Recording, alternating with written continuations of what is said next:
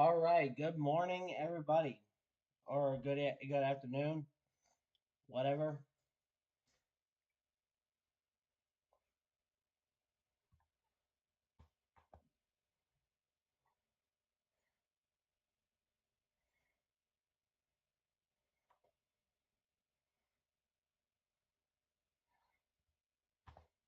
Now,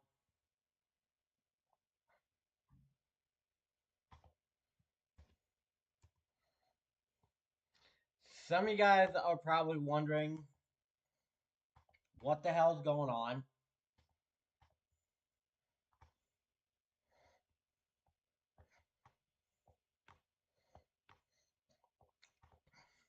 Like and whatnot. We are currently late in getting some PS1 games ready.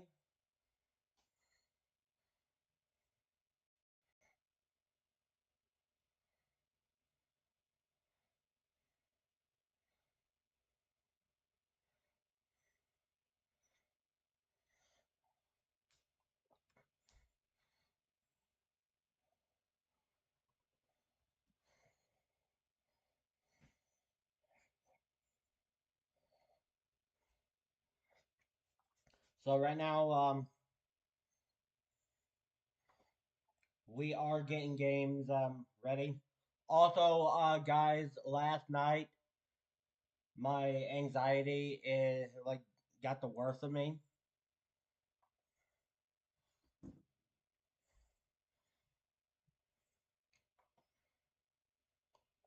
So now the upper part of my mouth is a little bit fucked up. So my words won't be wording most of the time. So I am gonna be chatting, like typing my responses in the Twitch chat. Main reason why is because this fucking bump thing that is going on inside of my mouth right now is really annoying. Like it's fucking big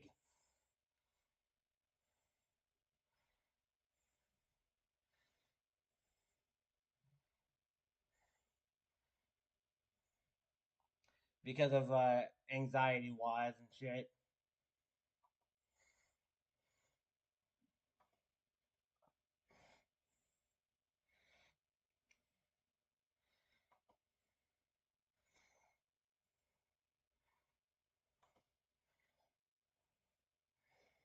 So far,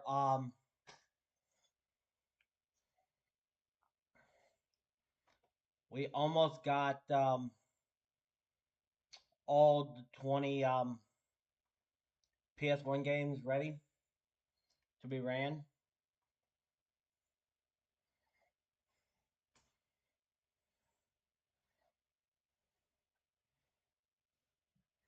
So yeah.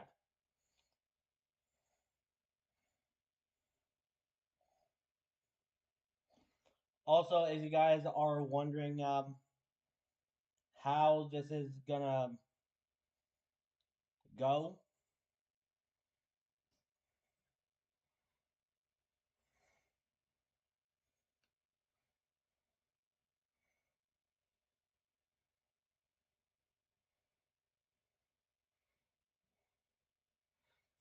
I gotta redo that one. I gotta make an edit on that one.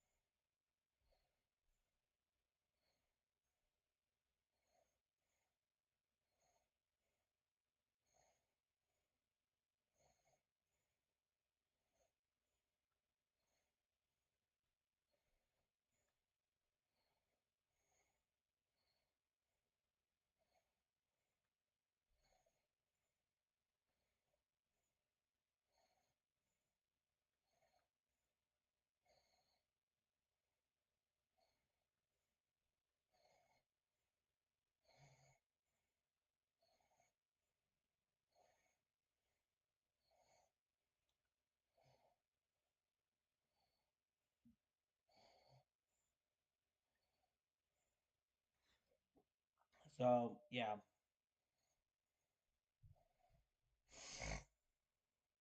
Um, Let me go ahead and put up RetroArch so that way.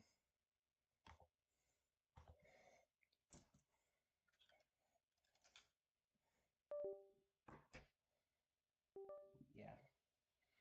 So anyway, this is how we are gonna do this whole entire thing.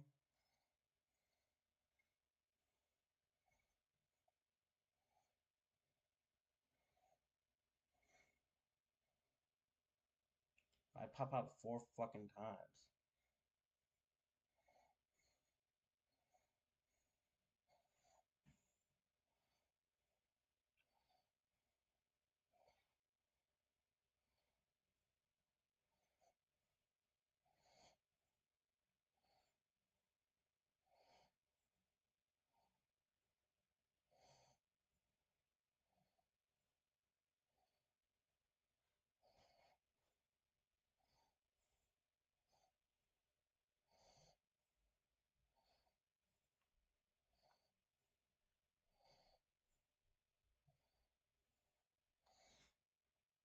So yeah, we are in fact playing PS1 games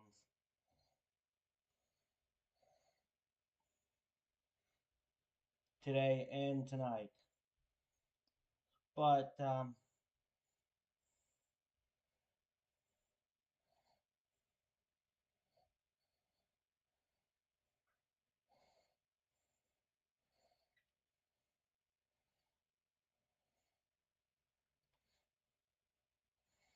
yeah, I'm not gonna be vocally active in the chat. Main reason why is because of this fucking like anxiety bump that I got going on.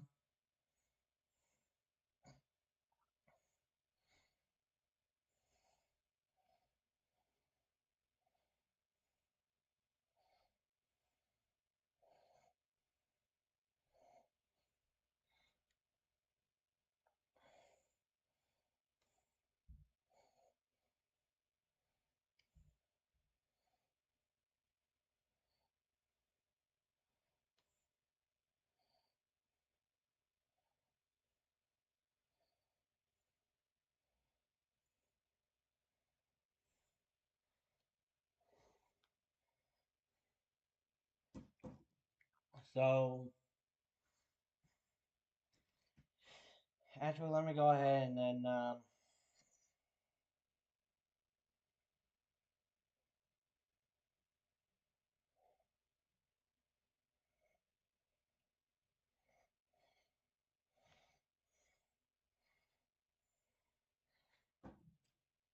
switch you over to there.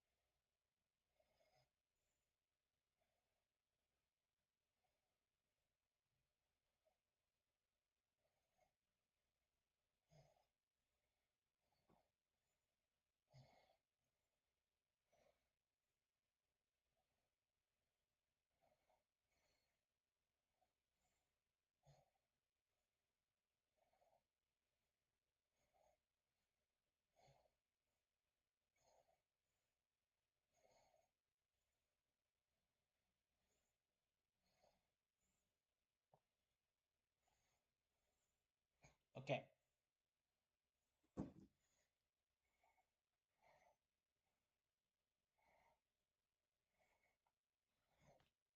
Now we'll go ahead and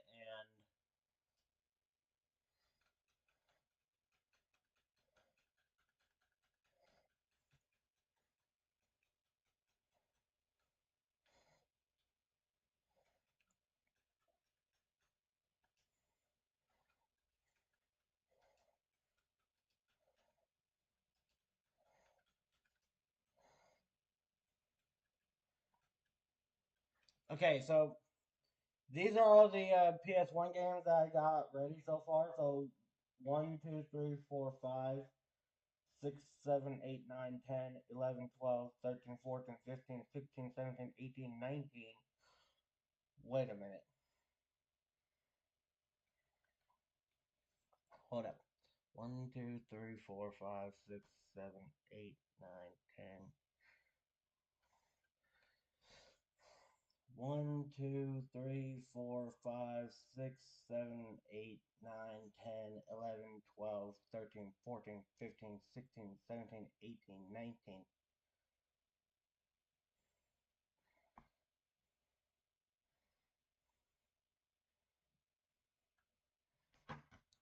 What game did we forget? Not that. What game did we fucking forget?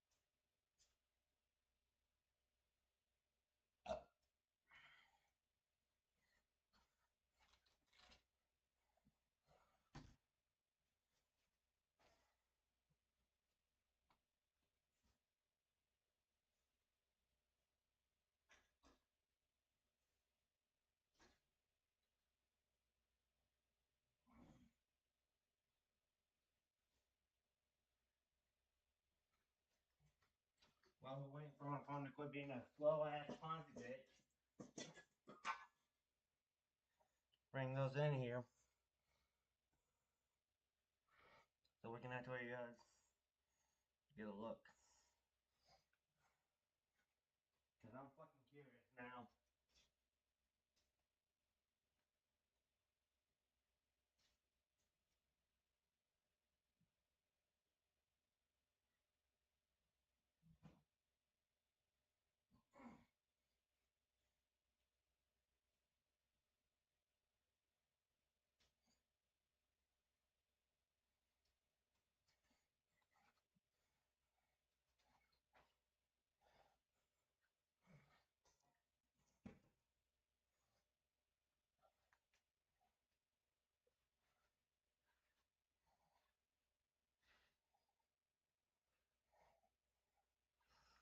Did I not get too extreme?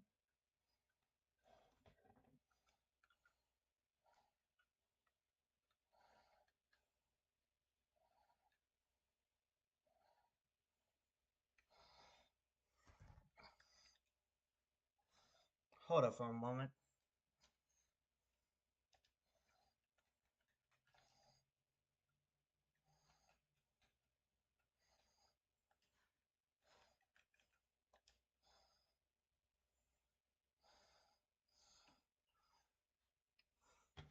Man, it's reading fucking 19, dude. What the fuck?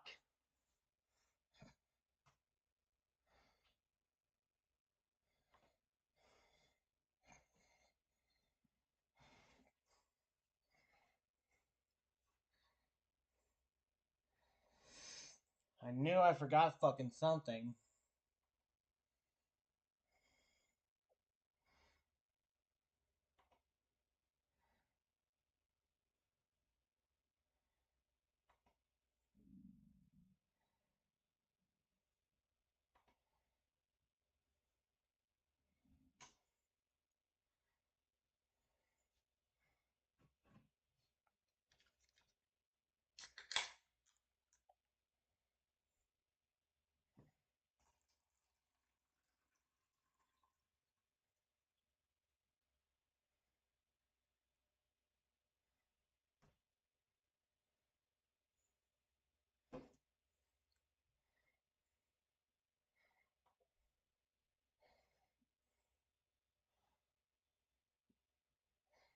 Alright.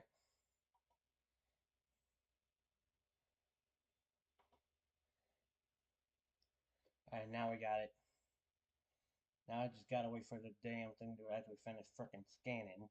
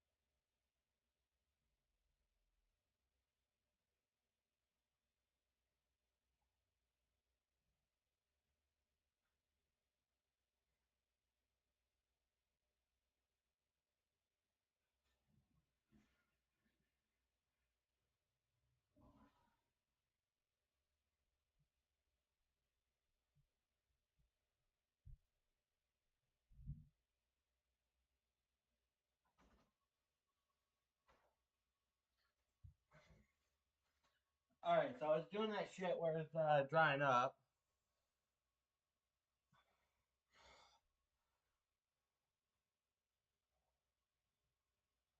And hopefully it won't be a chimpanzee ass.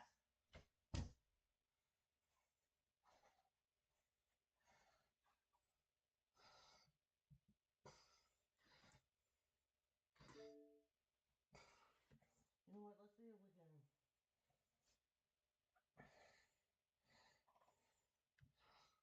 start this bitch because I'm not fucking sitting here waiting all this fucking time.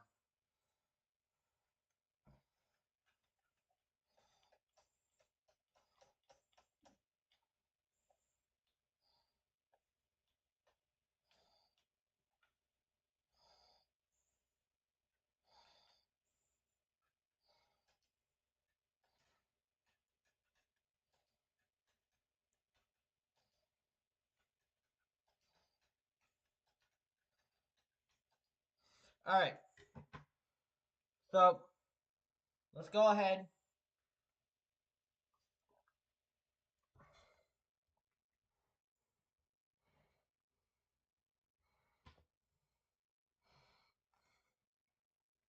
And spin this wheel.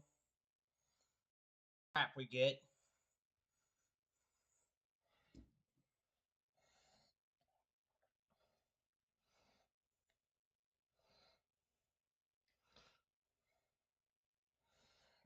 We are playing 5 of these.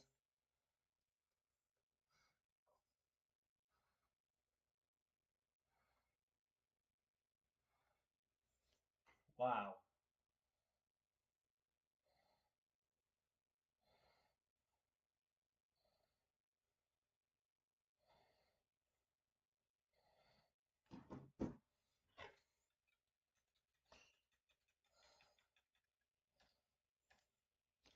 So Action Bass is our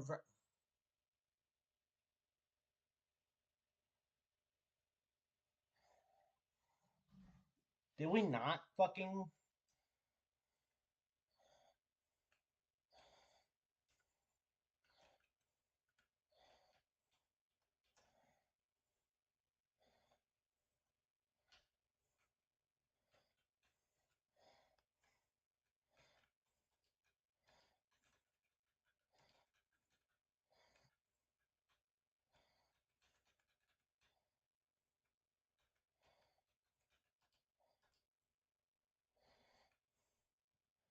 No.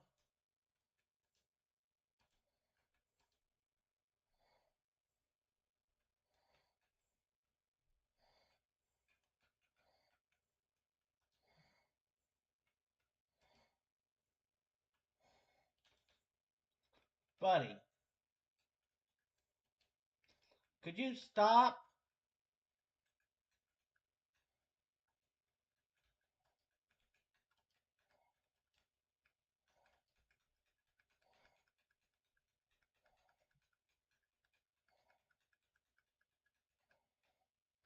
Would you fucking stop?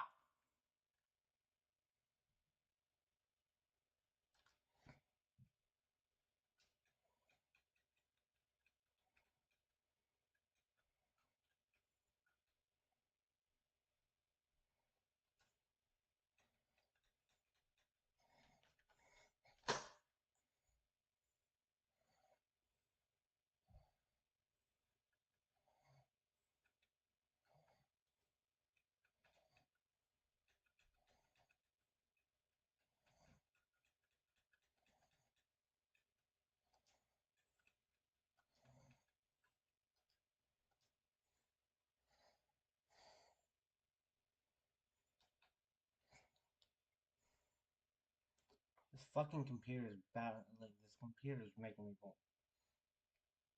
Seriously, get... Like, fucking computer is making me want to get pissed.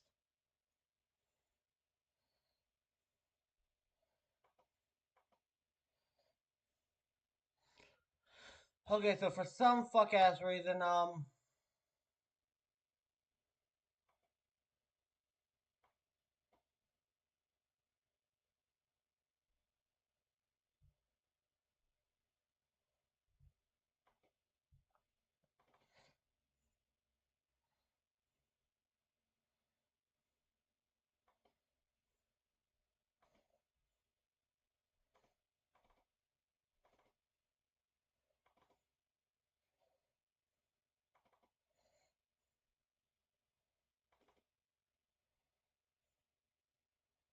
nope.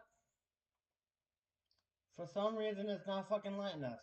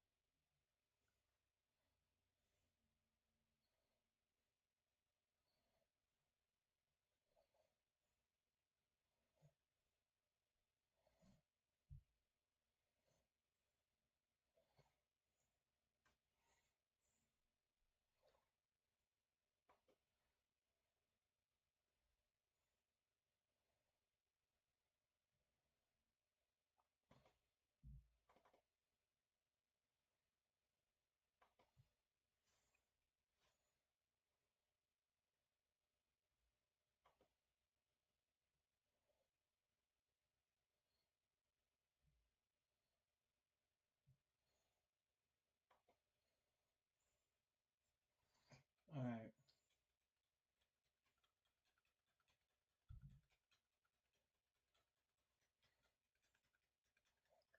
Now, let's see if we can get this game to fucking load.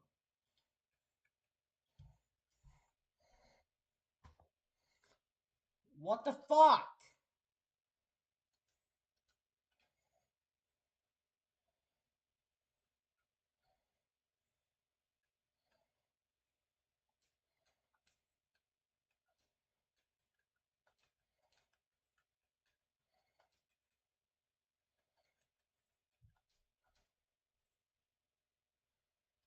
Bro,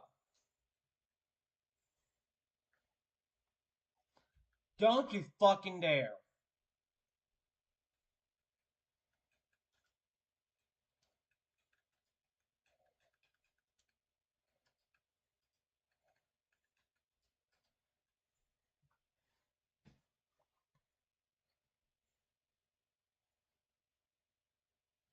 Oh, now you want to fucking.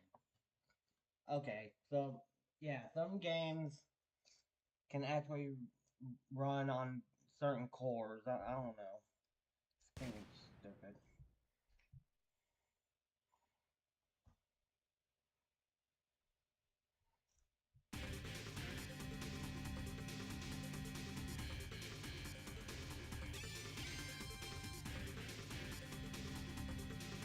Action's back.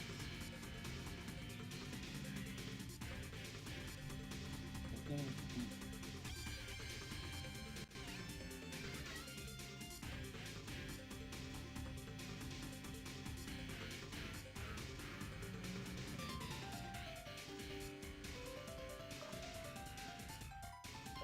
Set a 45-minute timer and have it titled Action Bass.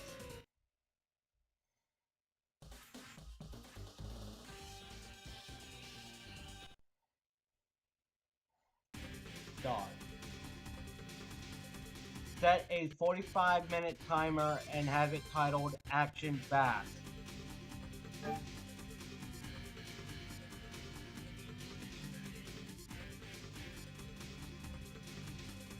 I've set a 45-minute timer labeled Action Bass.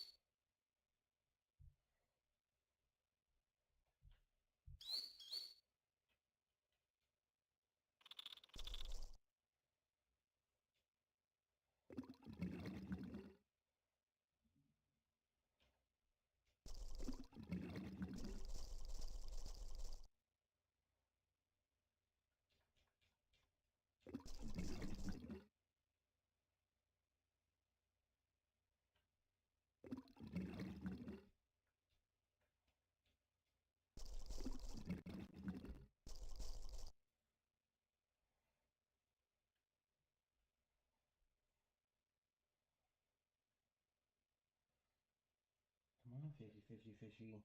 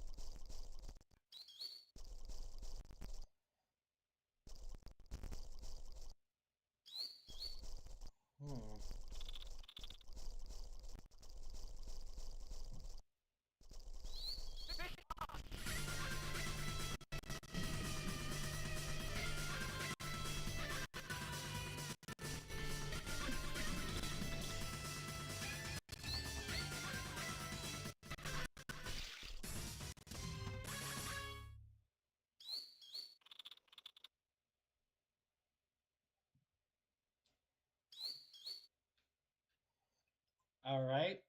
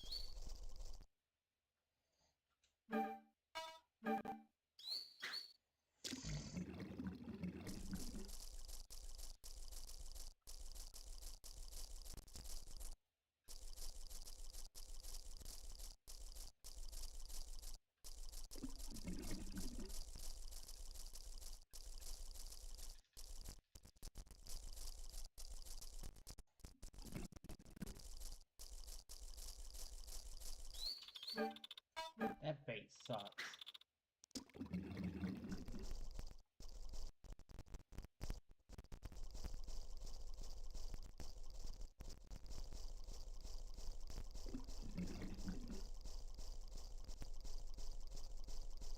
Caution!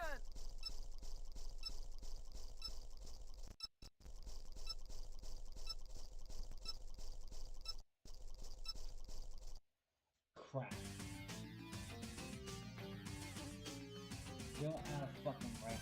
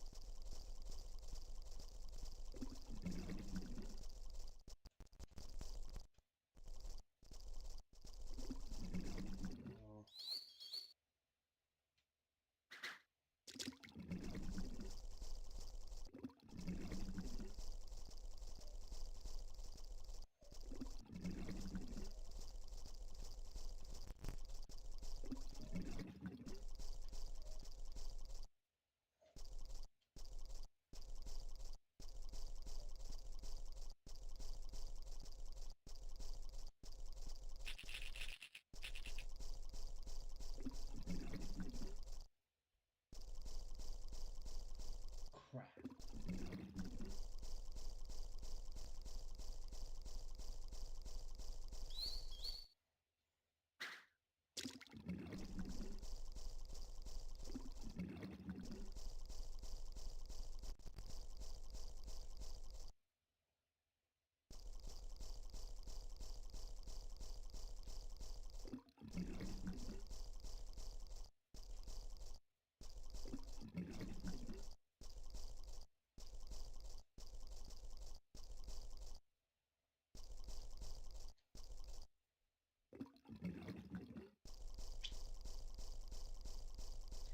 This game's fucking hard.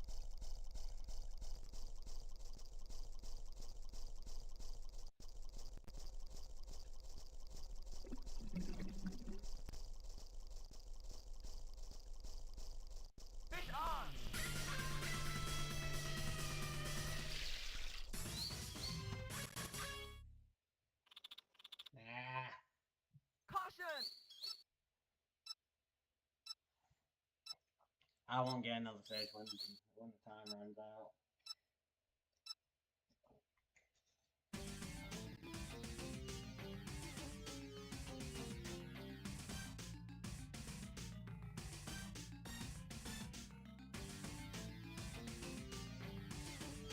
At least I know what to do now.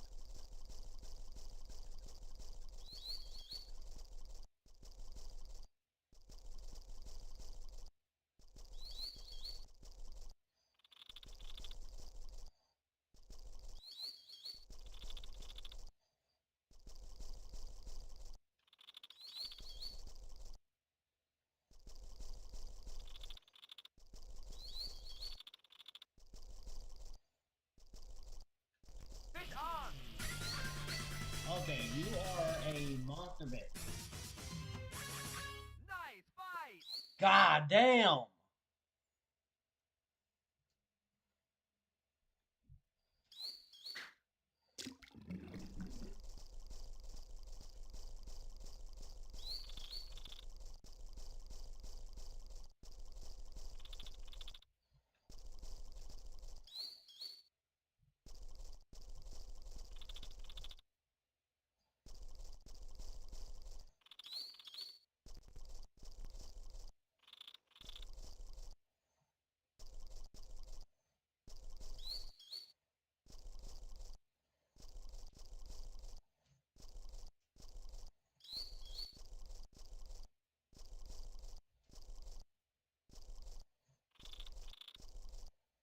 Okay, so that bait sucked.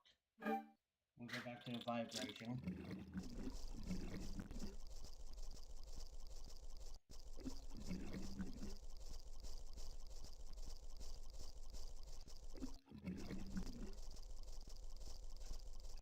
Fish on!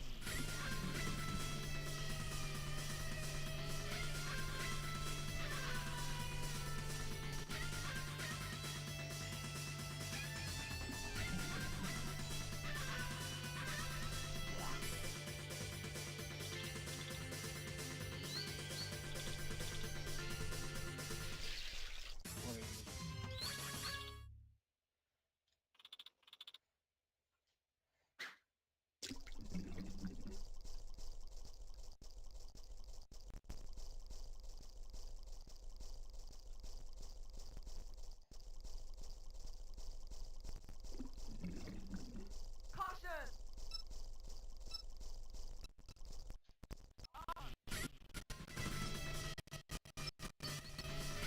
Caution!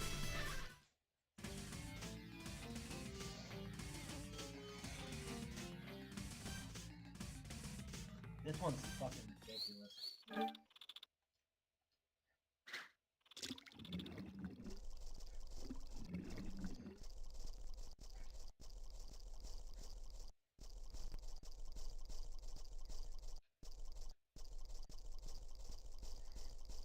Fish on!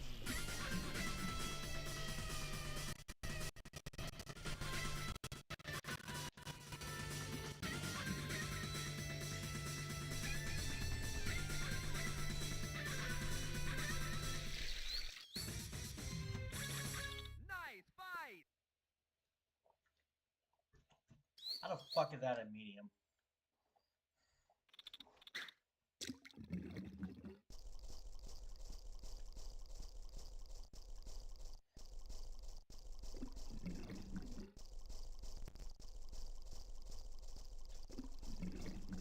Fish on!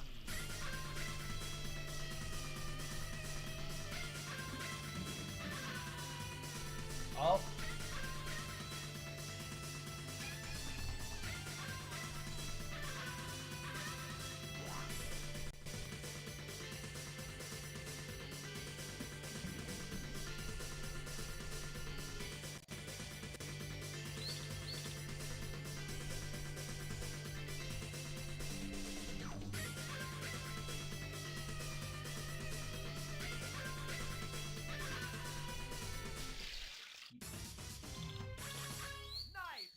Holy moly!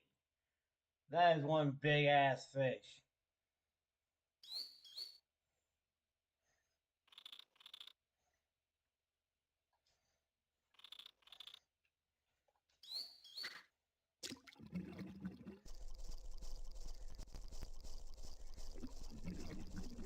Yeah, we're in the top 10 with that one for sure.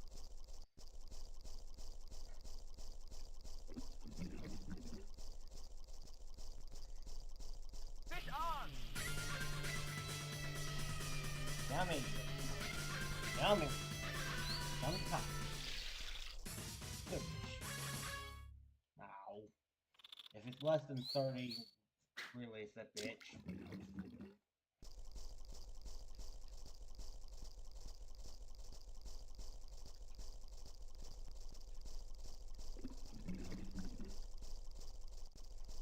Fish on!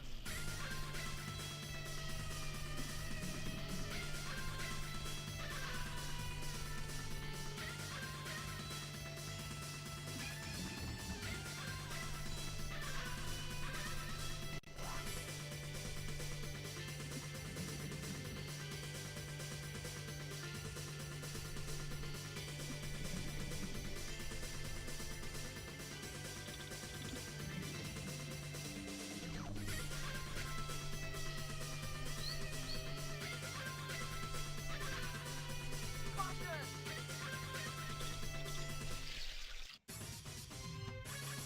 Nice fight! 317. Caution! Where are we at with this one?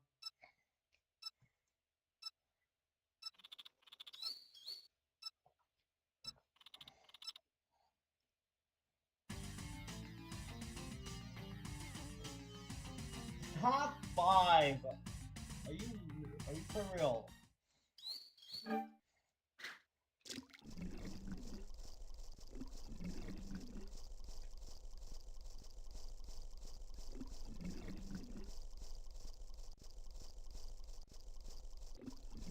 Fish on! What we got?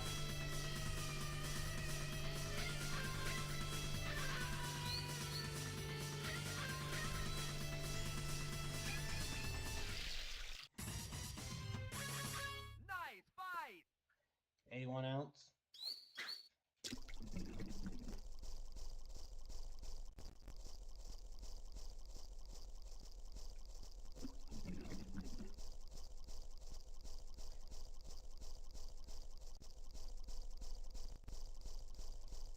Fish on!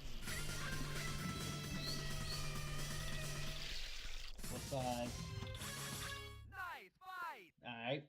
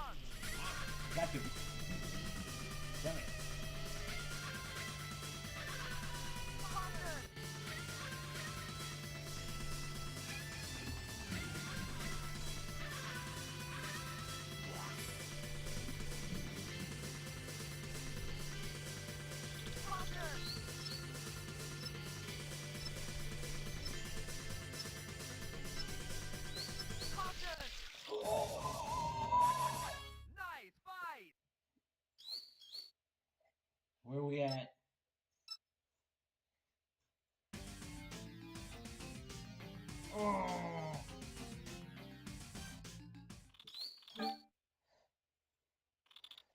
Come on, Loch Ness.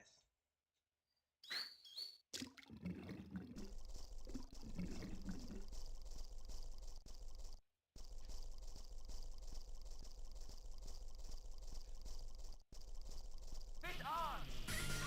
Ooh, what kind of blue?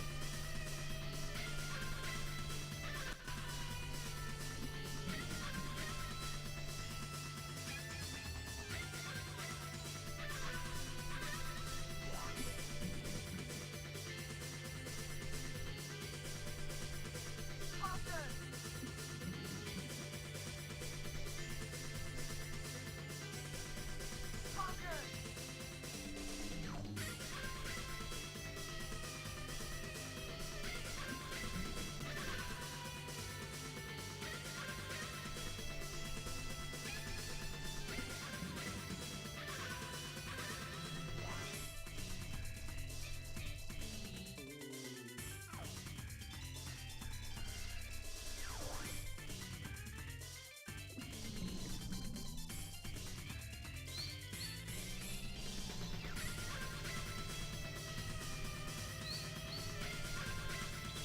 Caution!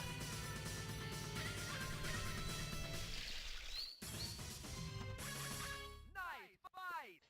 How the hell are you 44 ounce?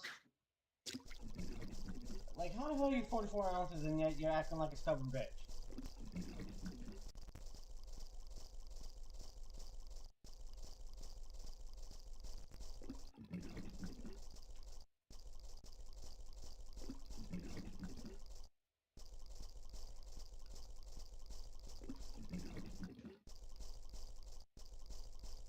I mean, you're like a pussy that won't quit.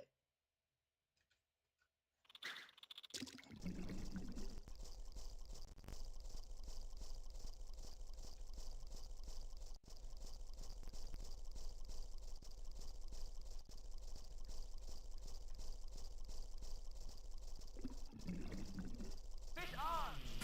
Ooh, what's that? Nice fight! I can take that.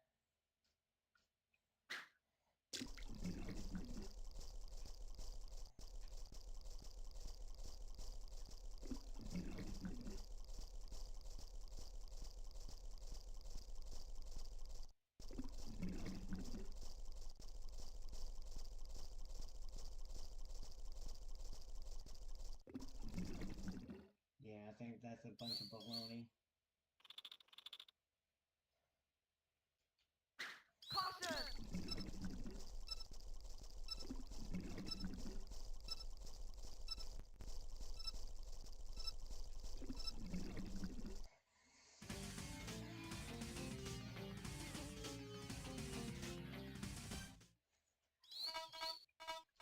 Let's try Minnow.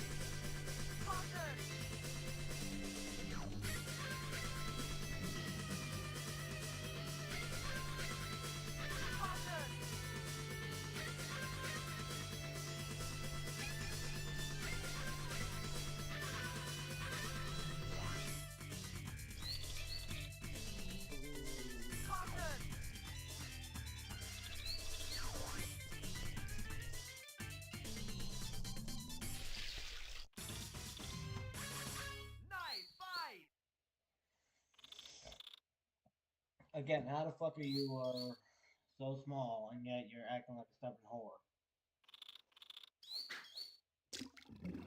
Caution!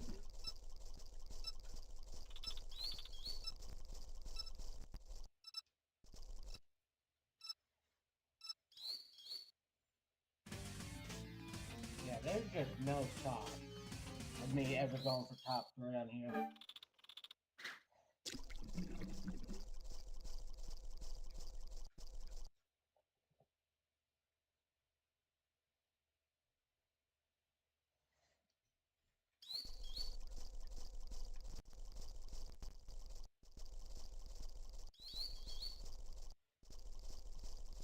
Fish on!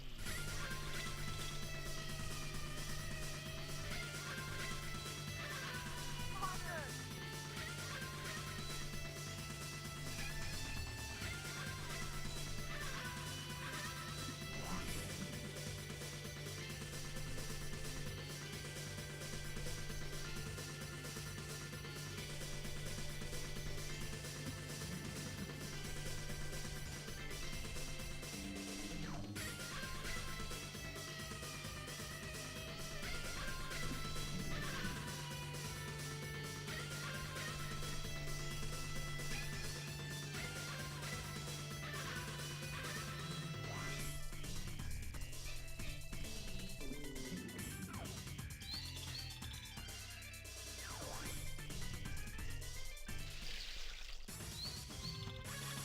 Nice fight!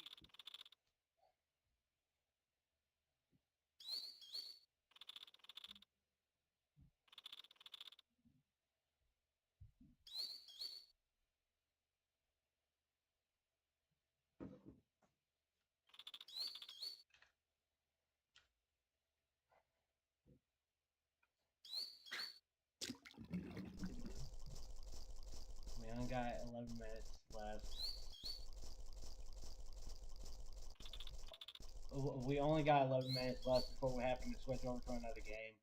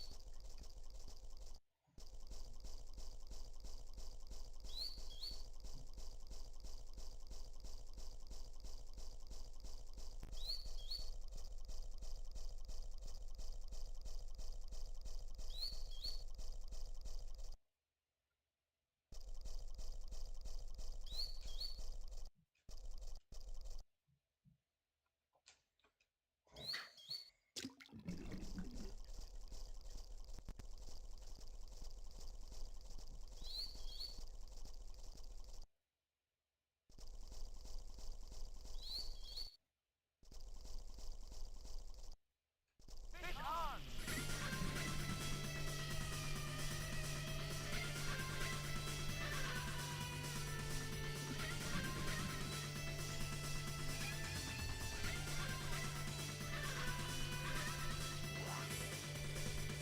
Caution!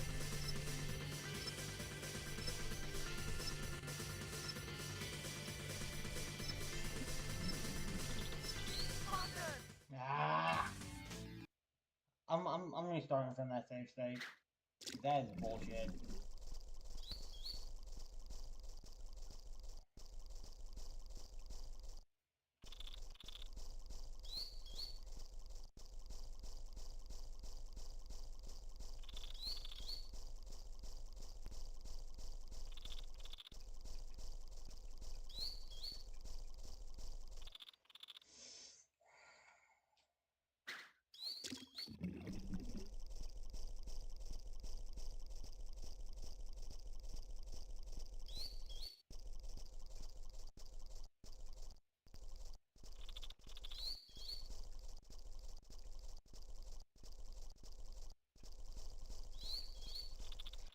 Excuse me? Oh my god.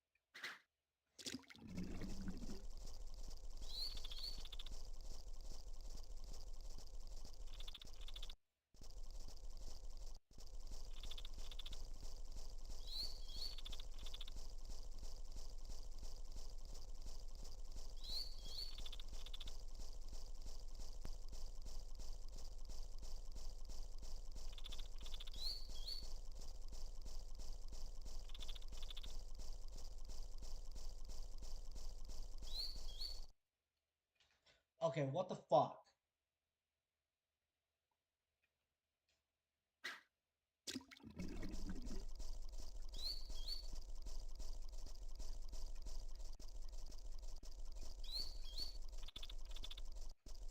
Fish on!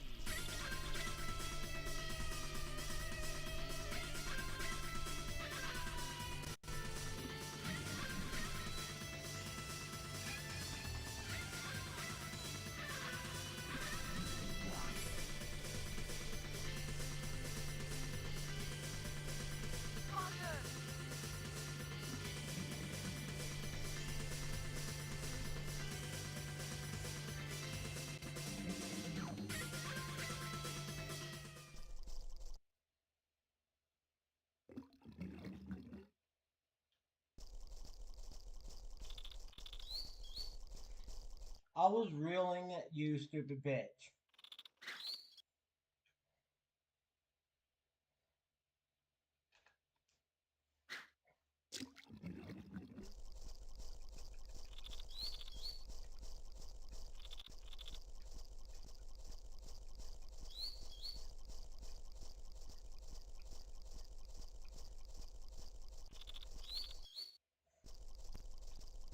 Fish on!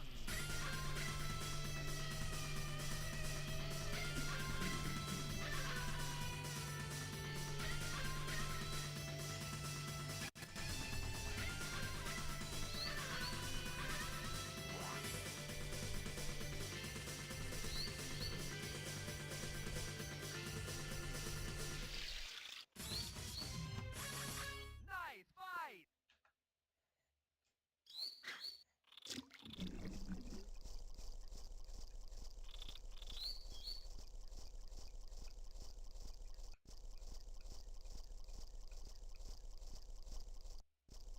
Fish on!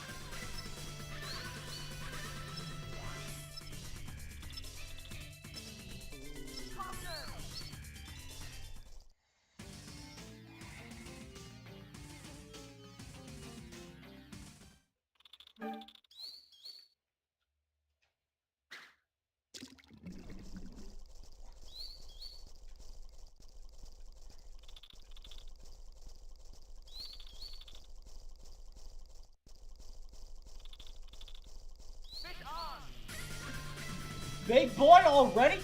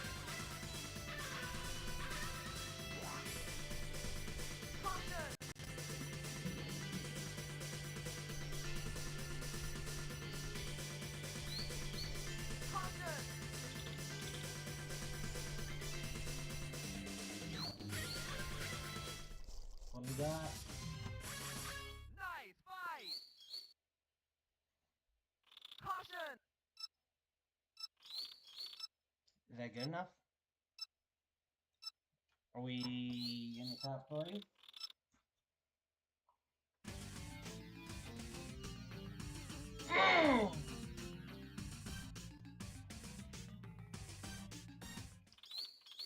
Not by a single cigar.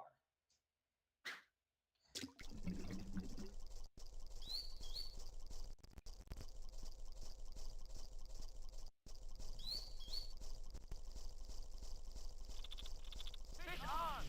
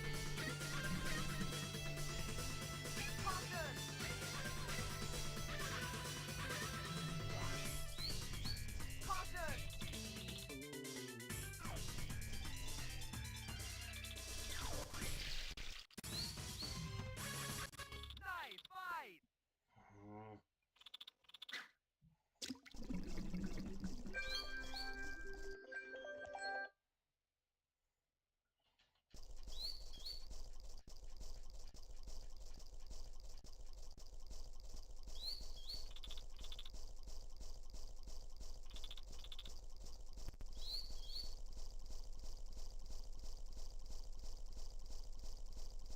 Fish on!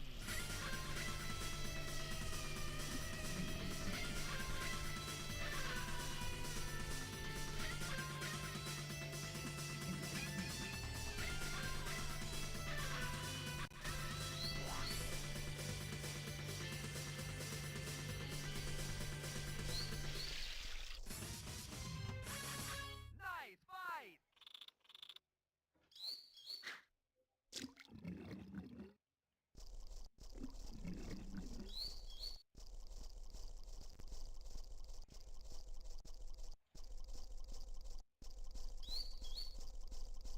Fish on!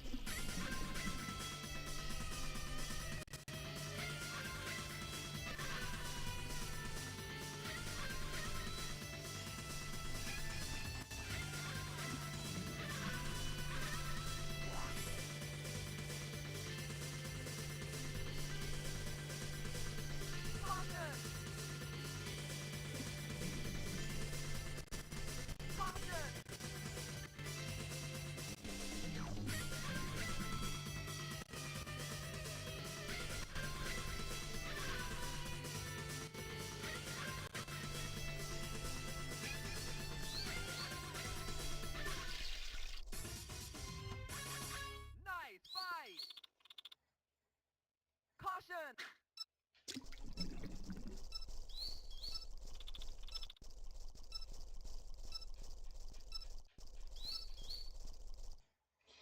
Oh, we had to extend that a little because Game over!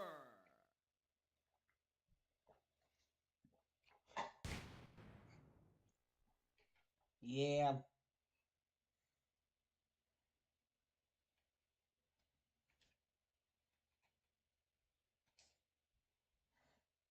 Bruh.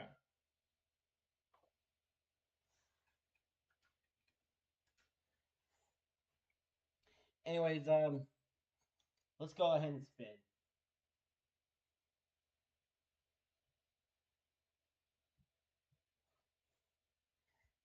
Again and see what game we got planned for number 2. I am gonna go ahead and mute my phone because I am doing a thing on CUDA.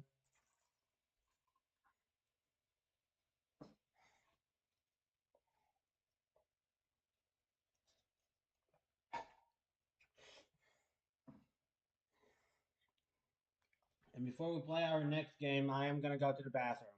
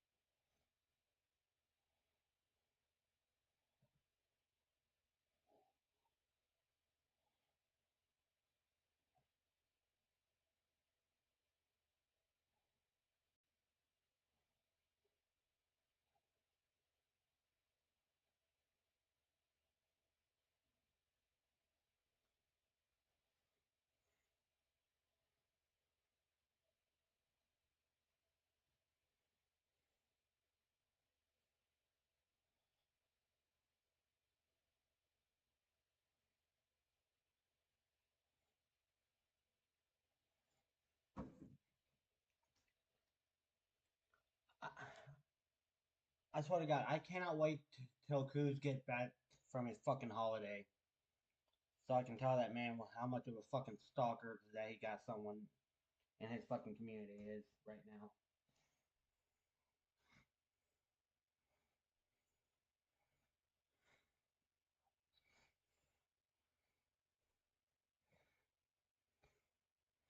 So I will put a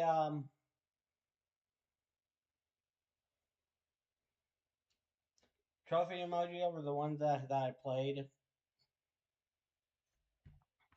just to avoid repeats during the stream.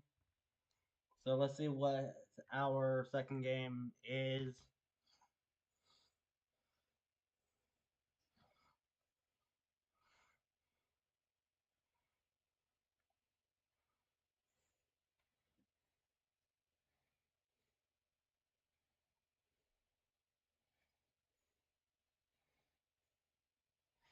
"16 Tales 3." Okay, so after I go to the bathroom, I am going to start that up.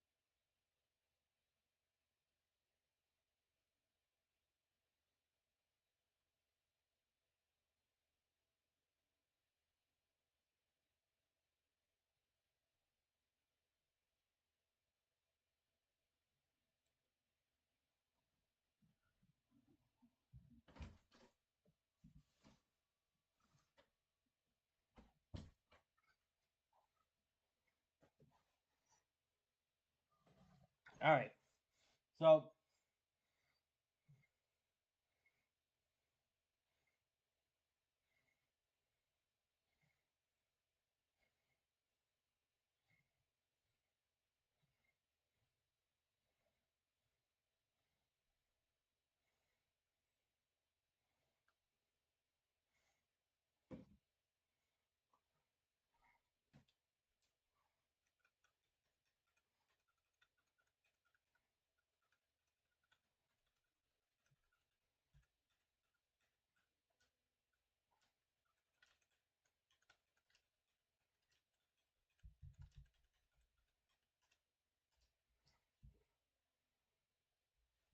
fuck. Um,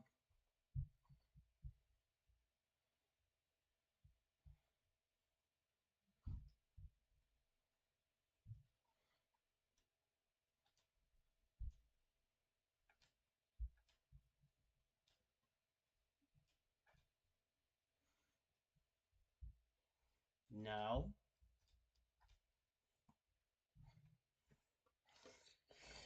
Trying to figure out. Oh, don't tell me all of these are gonna have to be ran on that one core that I ran fucking action bass and on and on whatever.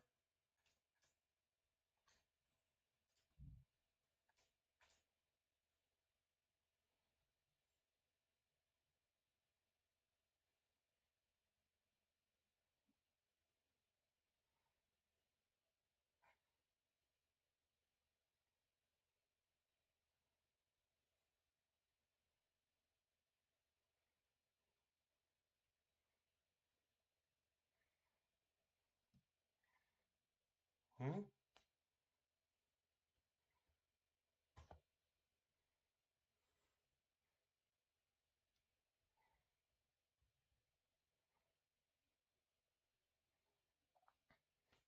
Oh, now you decide to fucking load.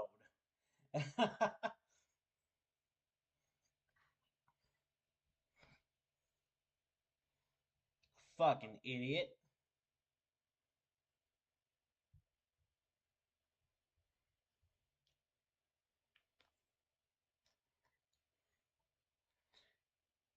Set a 45-minute timer titled 16 Tales 3.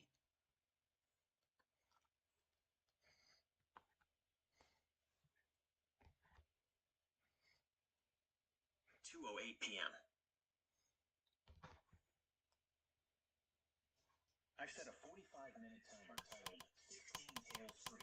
It will go at 2:08 p.m.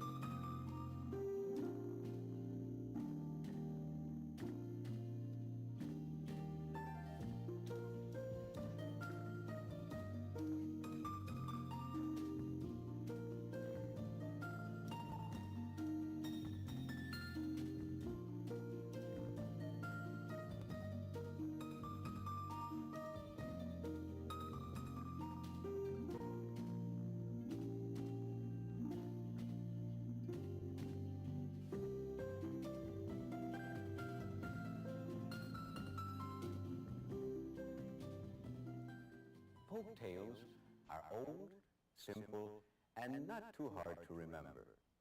Many are stories that were told long before the invention of printing. They were passed on by word of mouth. Now, if a story is repeated enough times, and if its meaning is lasting, it may be on its way to becoming a tale, even if it's make-believe, like the story you'll hear today. The Flea is a story from Spain. Spain, like other countries in Western Europe, has retained many of its customs and traditions of the past. Spain is famous for its beautiful old castles, which can still be seen on the hillsides and in the older cities.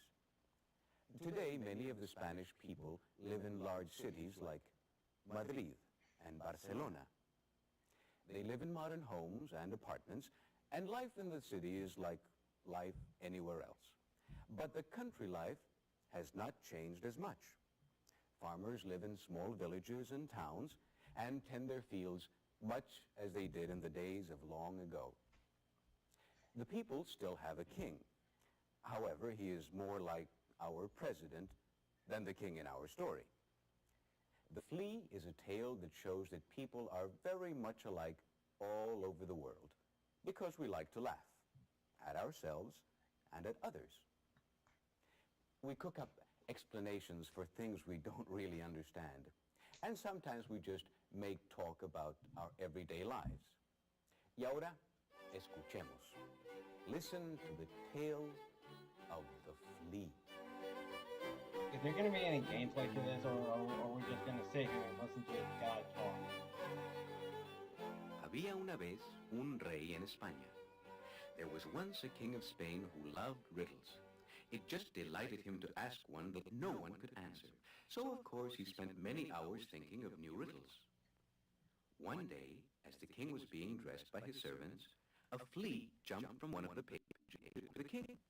The king snapped it up in his fingers and called for his chamberlain. "Chamberlain, what is this?" demanded the king. The chamberlain was very embarrassed when he saw what was in the king's hand. "Oh dear, it's a flea," he said in a low voice. "A flea?" said the king. "Does the king of Spain have fleas?" "Oh, no, your highness. I must be mistaken. That cannot be a flea," begged the chamberlain. "Of course it's a flea," shouted the king. "But because it has landed on me, it is a royal flea. Now, I wonder what I should do with it." The poor chamberlain shrugged his shoulders as the king pondered over the flea. At last, the king said, "I know. We shall put this flea in a cage worthy of a royal flea, and we shall feed it royal food. I want this flea, let me see, bigger than that, as big as a goat. No, bigger than that. I want the flea to be as big as and have the flea skinned to make a tambourine for my daughter, Belita." The king was so excited, he shook with laughter. "Don't you see, Chamberlain," said the king, "this is truly a riddle worthy of a king. Every suitor that comes to ask for my daughter's hand in marriage shall be asked the riddle.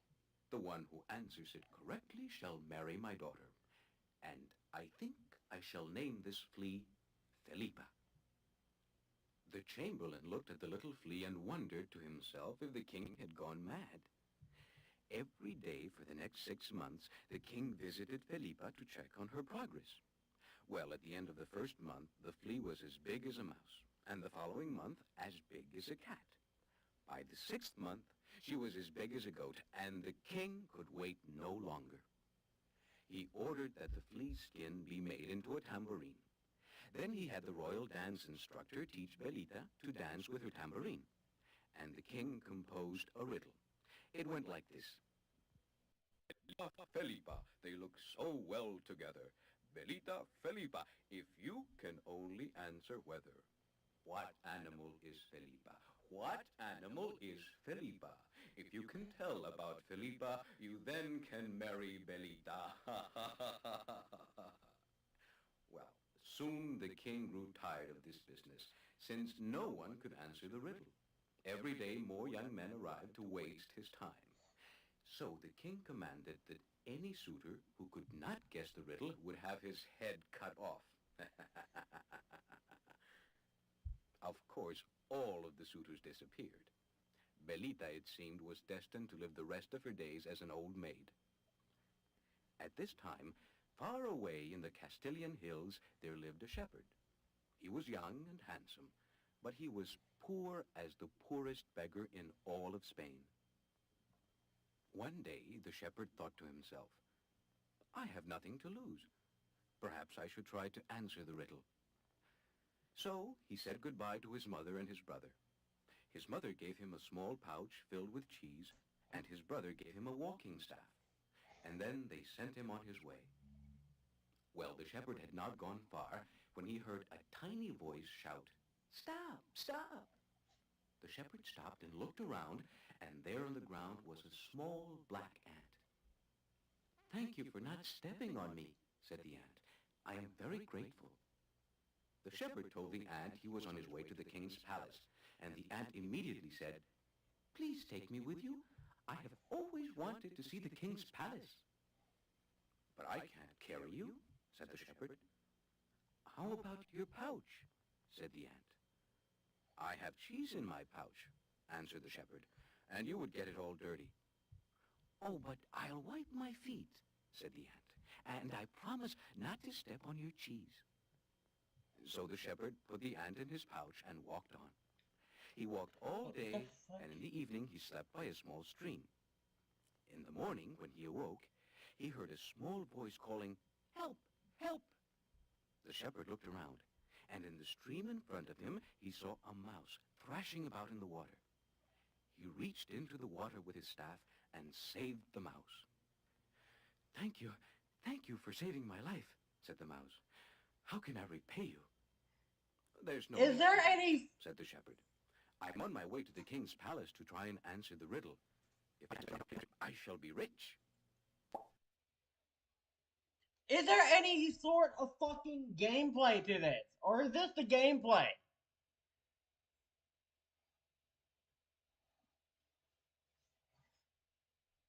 Right here. Just sitting on our asses. Listening to this motherfucker read stories to us. Is this 16 Tales?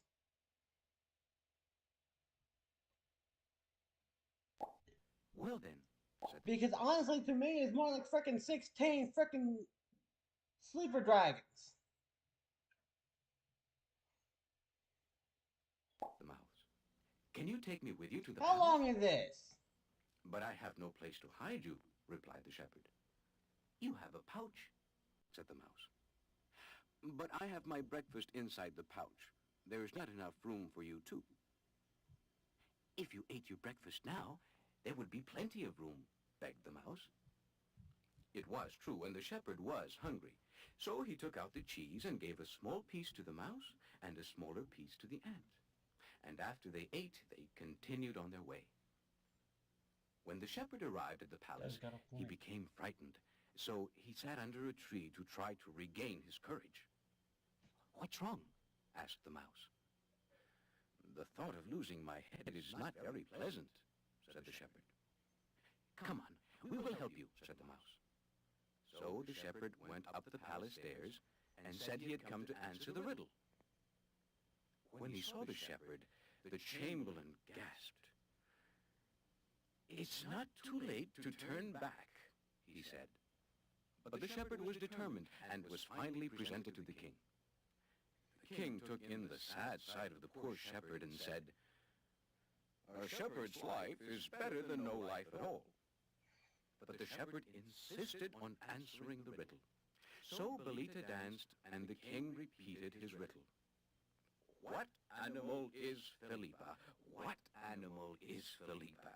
If you can tell about Felipa, you then may marry Belita." When the dance was over, the shepherd studied the tambourine carefully and knew right away it was not the skin of a sheep. "Can you guess what it is?" said the ant. "No, I can't," replied the shepherd sadly. "Quickly, let me out of the pouch. Maybe I can help," said the ant. The shepherd took the ant out of his pouch, and the ant crawled all over the tambourine. "There is no mistaking it," said the ant softly. "It is a flea." "Are you sure?" said the shepherd. "Absolutely," replied the ant. "Oh, stop muttering to yourself," said the king. "Quickly, answer the question." "Felipa is a flea," said the shepherd. Oh, the court was all in a flutter. "I can't marry a poor shepherd," cried Belita. "And you certainly shall not," said the king. "But you gave your word," said the shepherd. "It's just that you are so poor," said the king. "How could you possibly care for my daughter? Instead, I will grant anything you wish. Just name it, and it's yours." "Ask him to fill your pouch with gold," whispered the mouse. "Well, then, I would like to have my pouch filled with gold," said the shepherd. "That's easy enough," said the king. "Quickly, bring some gold," he commanded. The chamberlain arrived with the gold, but the mouse had gnawed a hole. You must be bona fide fucking stupid. No, no, no. You must be bona fide fucking stupid to have this man fill your whole entire pouch with nothing but gold.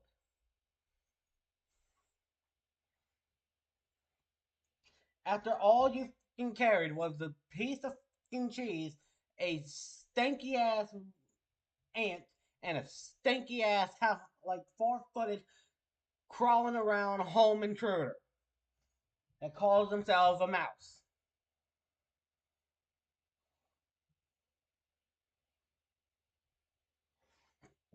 No, I don't think so. That shit is bona fide retarded. I'm getting me a nice cube.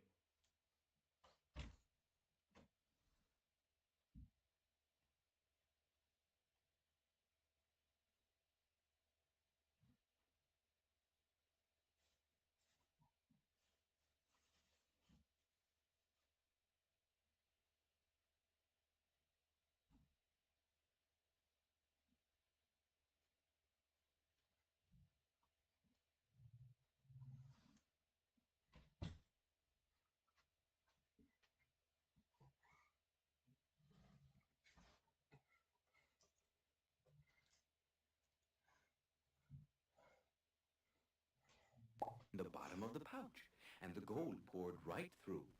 The chamberlain went to get more gold, and then more and more, because the pouch was never full.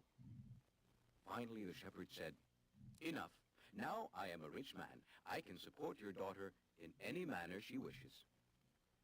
And so it was the shepherd married a princess and lived a long, comfortable life.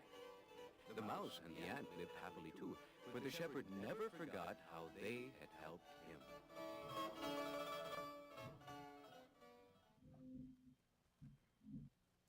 colorín colorado, este cuento se ha acabado.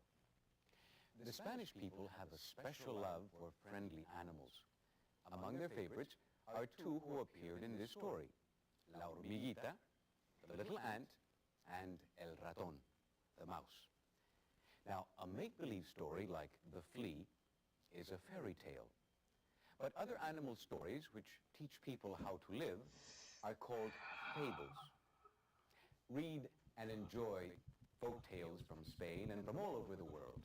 You can find them in your school or public libraries. Or make up a story of your own. Y colorín colorado, este cuento se ha acabado. Share a story with a friend, so our tales will never end.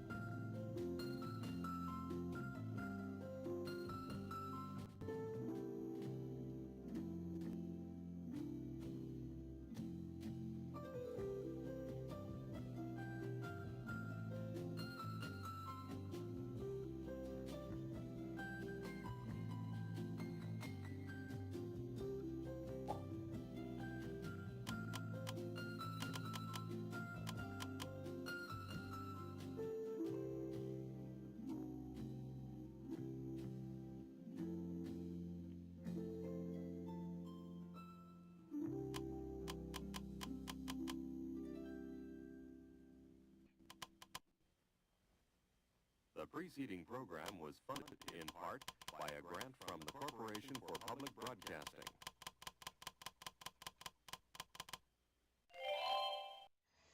Dog.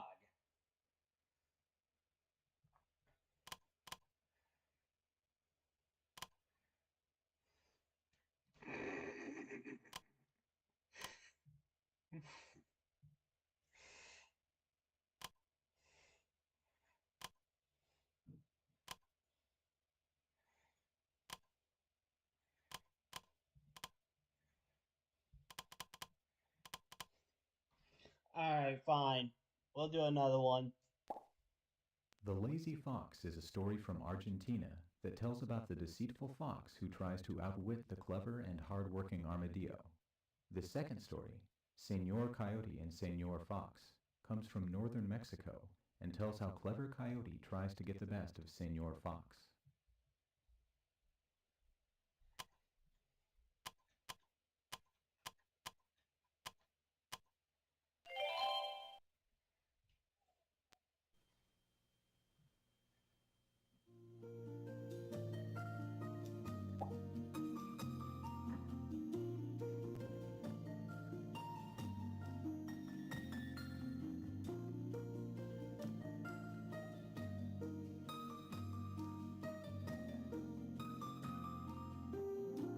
The first one was fucking 14 minutes and 35 seconds. I wonder how long this is.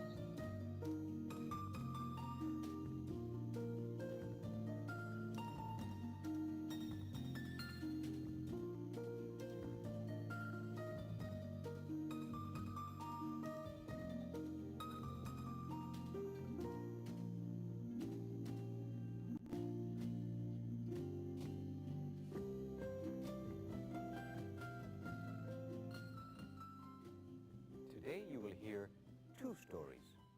First, The Lazy Fox, and then the story of Señor Coyote and Señor Fox. Our first story, The Lazy Fox, is from Argentina. Argentina is the second largest country in South America. The character of the fox was brought to South America in stories carried by the Spanish explorers of long ago. You see, the fox is a character often found in the folk tales of Spain. The lazy fox tries to outwit the hard-working armadillo. The armadillo is an animal found only in the American continents. So, in this story from Argentina, we'll see a blending of European and South American cultures. Señor Coyote and Señor Fox is a story from northern Mexico. In Mexico, there are many stories about Coyote, a character borrowed from Indian folklore. Coyote is I'm very just gonna clever let this run. and can usually get the best of anyone. Y ahora escuchemos. Listen now to the tales of the Lazy Fox and Señor Coyote and Señor Fox.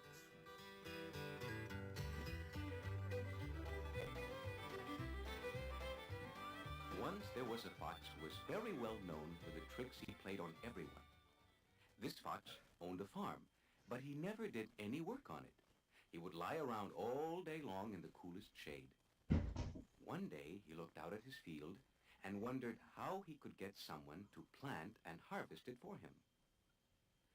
All day long that armadillo works in the hot sun on that rock patch he calls a farm.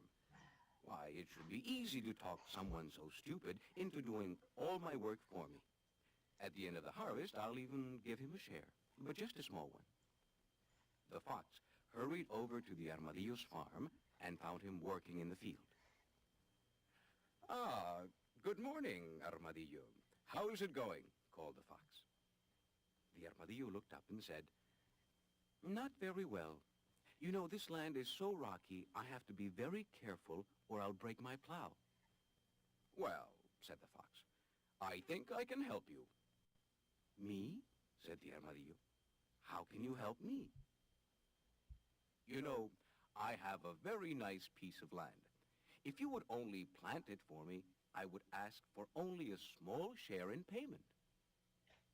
"Why are you so generous?" asked the armadillo. "Oh, this has been a very good year for me," said the fox, "and I've decided to let others share in my good fortune." "That's very kind of you," said the armadillo as he leaned back on his hoe. "What kind of crop do you want to plant?" "Anything you want to plant," said the fox, "and I'll let you have half of the crop."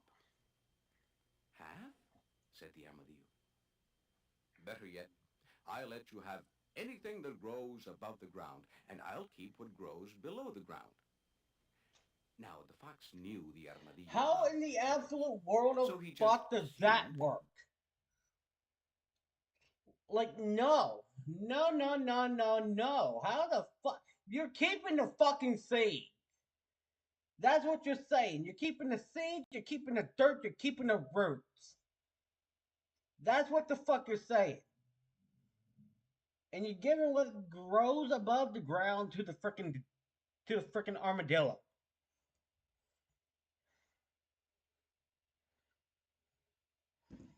Are you blind, dumb, crippled, deaf, like spineless, all that? Are you dumb? Are you idiotic? Are you symbolical? Or are you just asking for a steel-toed boot to the testicles? My goodness. This game is getting a freaking 0 out of 10. It would be the armadillo's choice. "That sounds fair to me," said the armadillo, and they shook hands on their agreement. The next day, the armadillo and his family For got lack up of early sense. and went to work on the fox's field.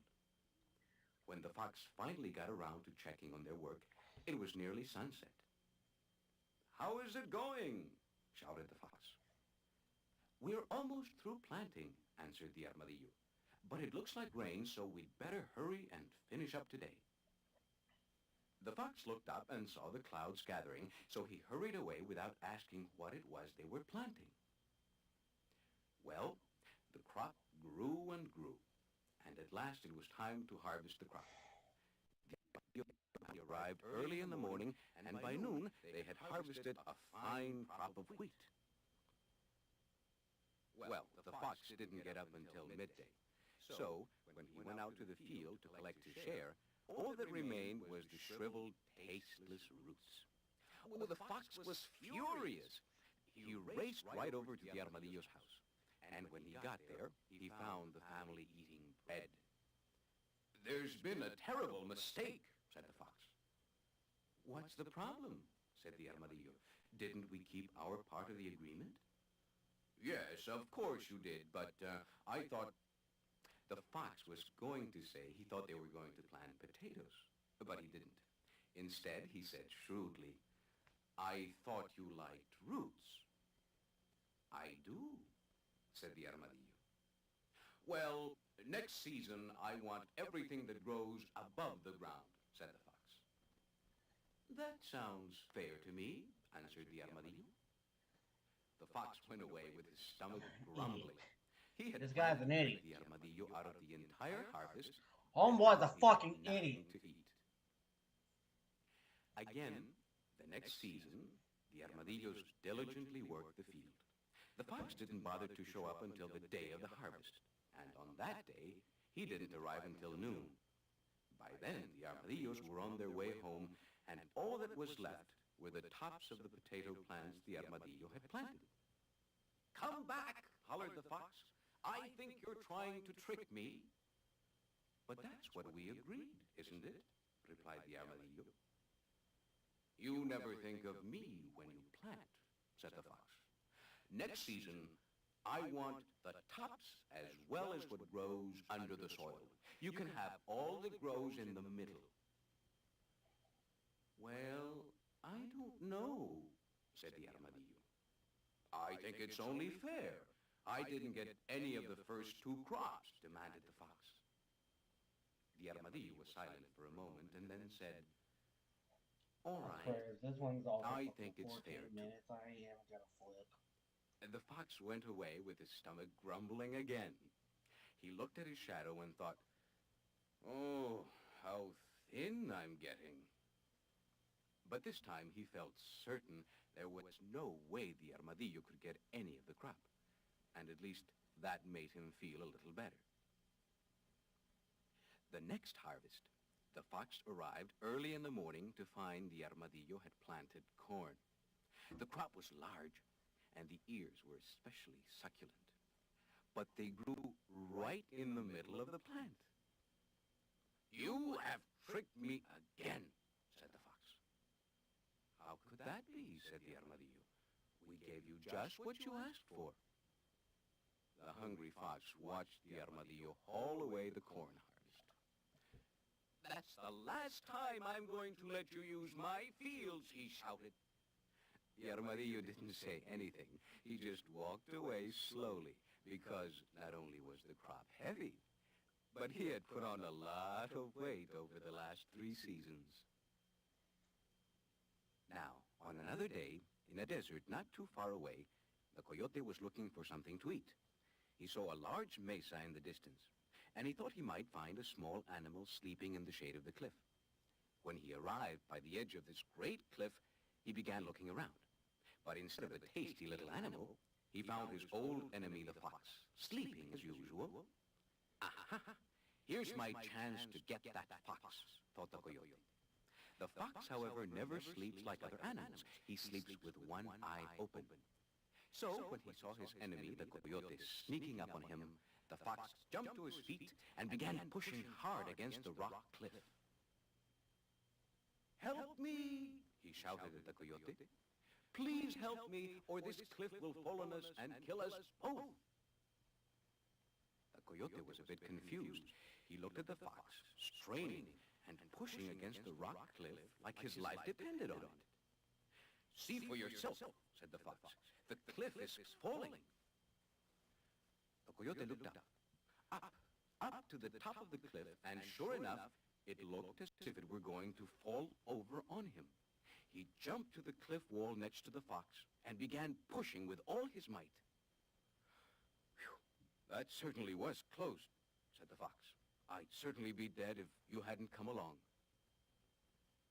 The coyote looked up again and saw that it was still falling, so he pushed very hard, so hard that he was kicking up ground with his feet. "We're doomed," said the fox sadly. "We will probably die here together." "No, we won't," said the coyote. "Help will come soon enough. No, we are the only ones here, and no one ever comes this way. The coyote looked up only to scare himself again and pushed even harder against the cliff.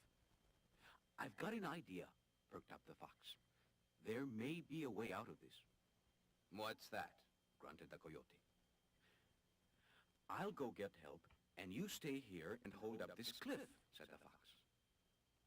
Why don't you hold up the cliff, and I'll go for help, asked the coyote. Well, you are more than twice as strong as I am and can surely hold it up by yourself.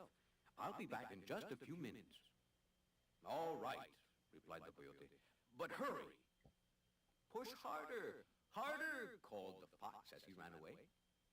The coyote pushed and pushed.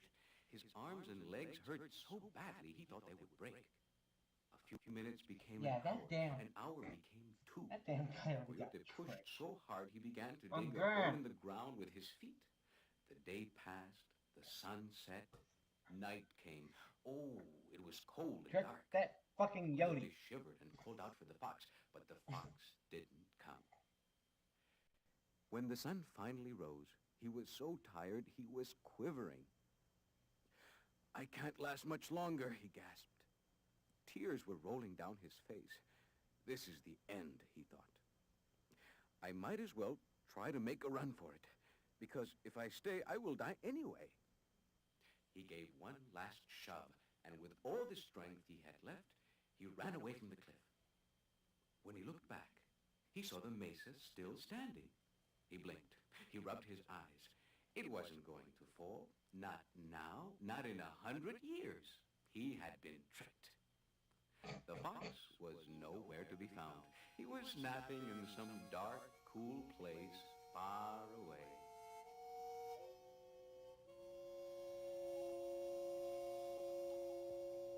$13 minutes and 6 seconds left for this one.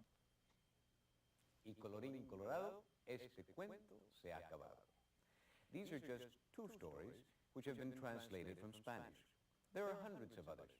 You can find stories from Mexico and Argentina and from all over the world in your school or public libraries. Read and enjoy the folk tales of the world. Y colorín colorado, este cuento se ha acabado. Share a story with a friend so our tales will never end.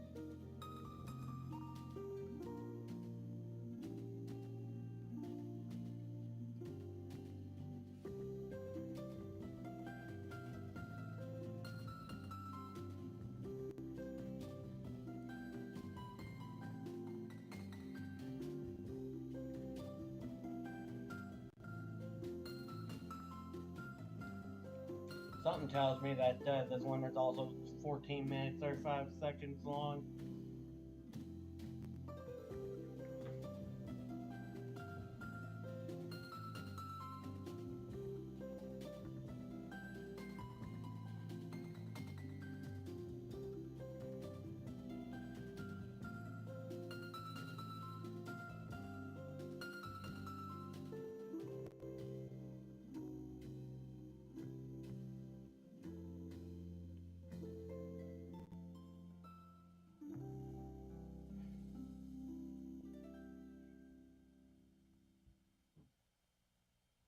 The preceding program was funded in part by a grant from the Corporation for Public Broadcasting.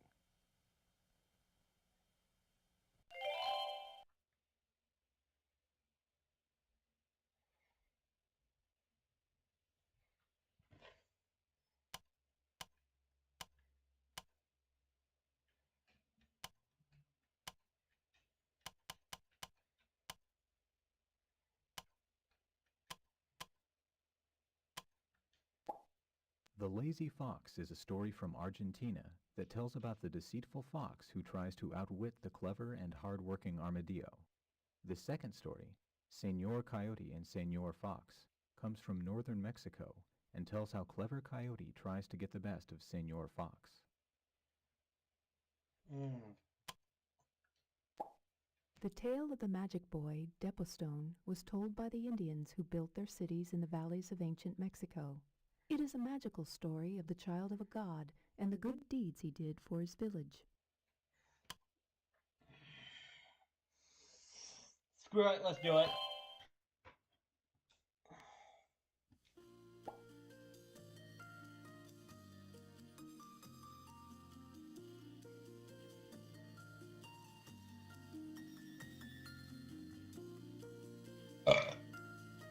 Excuse me.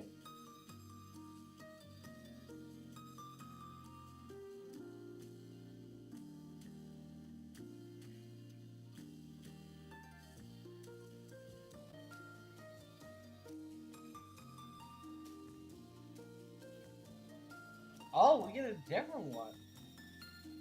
I painted on Latina this time.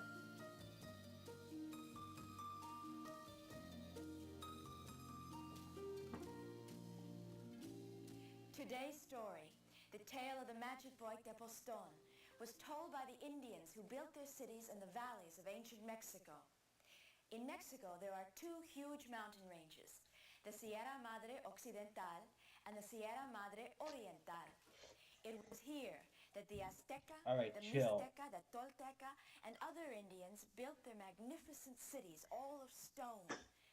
Now, since the mountains surrounding the city were always covered by clouds, the people believed that the mountaintops must be the home of the gods. Stories of the gods and their magic are told in Mexico even today, in the modern cities as well as in the smaller villages. Man, I gotta keep this running so that way I can actually go to the bathroom. The tale of Tepoztlán. Imagine.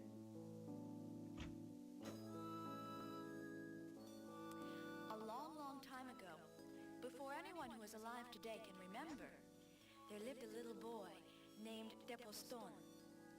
He lived with an old fisherman and his wife in a house by the river. Tepoztlán thought the old fisherman and his wife were his real parents, but his real father was a god who lived in a giant volcano high above the clouds. In those days, the gods had their jobs to do. They controlled the winds and made the rain fall at the right time so that the crops would grow. The gods discovered many things which they taught to the people. But one of the gods got tired of living in the volcano and decided it would be nice to have a wife and child. So, he came down from the fiery volcano to be with people. While stopping by a stream, he saw a beautiful girl picking flowers. And right away, they fell in love. So he gave her a green stone, and with that, they were married. After a while, she gave birth to a son. Now one day, the god decided he had to return to his mountain to make the rain fall and control the winds. This made his wife very sad, because the laws of her people would not allow a mother to keep a fatherless child. Well, before anyone could take away her child, she put him into a box, and around Tepoztlán's neck, she tied the smooth green stone given to her by the god, and she let him float down the river. And that is how the fisherman and his wife came to find the little baby We probably boy. don't have a lot The box floated down of the time river left, so we probably and won't be stopped in able the to shallow finish water this in one. front of their house. Well, the fisherman and his wife were very happy, for they had wanted children for a long time and couldn't have any. "What shall we call him?" said the fisherman. His wife said, "Well, he has a green stone around his neck. You know, it reminds me of the green stones brought down from the mountains. Then we shall call him Tepoztlán, the boy from the mountains." So that's how he got his name. Tepoztlán grew up strong and happy with his new parents. They loved him very much, and they took very good care of him. When Tepoztlán was 7 years old, the fisherman made him a bow with little arrows to go with it. "Now I will bring home all the food, and you can stay home and rest," said Tepoztlán. The old fisherman laughed. "You are just a little boy," he said. "But I can shoot anything I want," answered Tepoztlán. "All right," said the fisherman. "Shoot that quail over there." Well, while Depostone picked up his bow and placed an arrow to the string. He let the arrow fly in the wrong direction, but the arrow turned around in flight and killed the quail. "There must be a wind," said the old man. "That could never happen twice. See that wild turkey on that tree? Let's see if you can hit him." The old man knew it was impossible to shoot the turkey at such a long distance. But Depostone fitted an arrow to the bow and again shot it in the wrong direction. Again the arrow turned and the turkey fell dead. Well, from that day on, Depostone did all the hunting, and the old fisherman and his wife stayed at home. He left before sunrise each day and returned just after sunset. And when the fisherman's wife asked him, "Depostone, what do you do all day?" Depostone would reply, "I have many things to do." Well, one day, Depostone was walking along a trail when he heard some men talking about an evil giant that lived in the woods. The giant had to be fed a human being every spring. Each year, he went to a new village and demanded that someone be handed over to him, or he would kill everyone in the entire village. Well, the people were very scared of the giant, so they always obeyed him and selected someone to be eaten. Depostone also learned that... Wait a minute. Am I picking up some cannibal vibes from this story?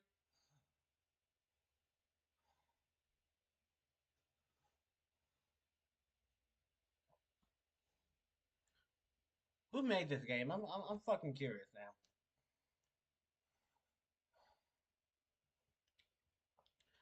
Who made the PS1 game called 16 Tales 3? The Lightspan Partnership developed the 16 Tales series, including Volume 3, as part of their educational line for the PlayStation.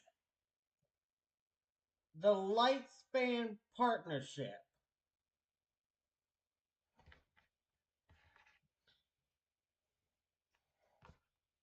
Y'all motherfuckers are cannibals. This year, it was the old fisherman's village's turn to supply a human being for the giant. When he arrived home, the old fisherman was very sad. There were only 3 people he could send: himself, his wife, or Depostone. Well, so of course he decided to go himself. The old fisherman did not tell Depostone about his decision. But when the people arrived to take him away, Depostone knew what they were there for. "I won't let you take him away," said Depostone to the people. "He's very old, and he won't make a good meal.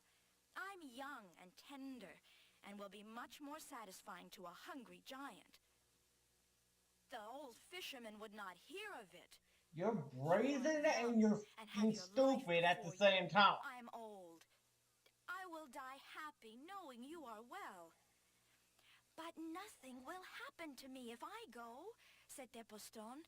He begged and begged the old man to believe him. Finally, the fisherman agreed and told him he could go. Well, You're an Depostone idiot. immediately began to build a fire by the river. "Watch this fire," he told the fisherman.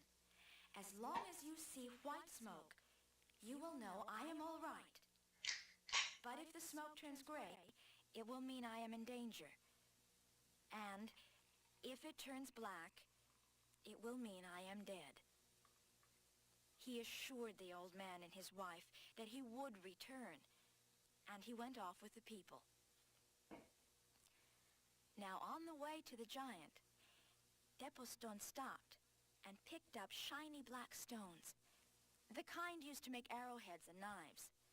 His pockets were filled with them by the time they reached the giant's castle. "What is this?" said the giant. "How am I to feed on such a tiny morsel?" Oh, the giant was huge. He was taller than 10 men standing on top of each other. "You bring me another," roared the giant. I am little, but I taste very good, said Devilstone. Why don't you try me and see? So the people brought in a large pot of boiling water, and Devilstone very willingly hopped in. The people then put the lid on the pot and went away.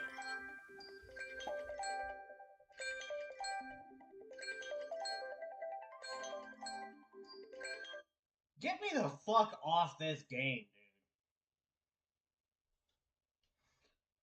I have no idea what people were thinking.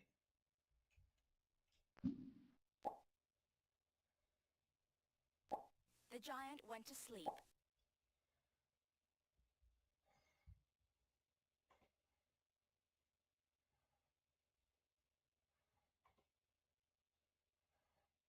Bro.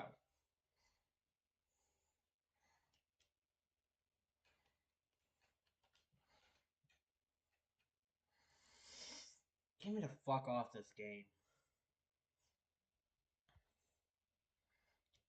Like, dead ass.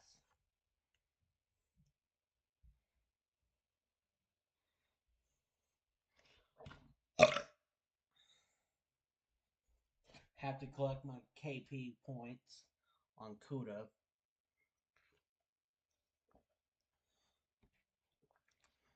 I'm just gonna assume that the next one I'm gonna end up playing runs better with PCSX rearmed.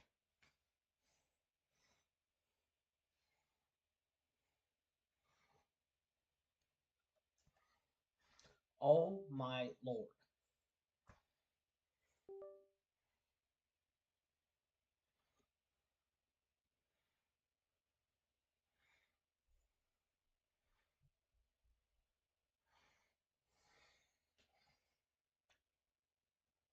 So,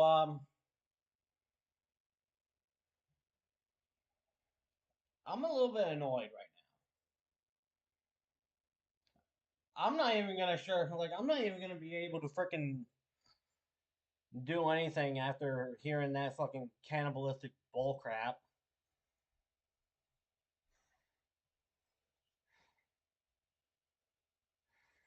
That I happen to hear.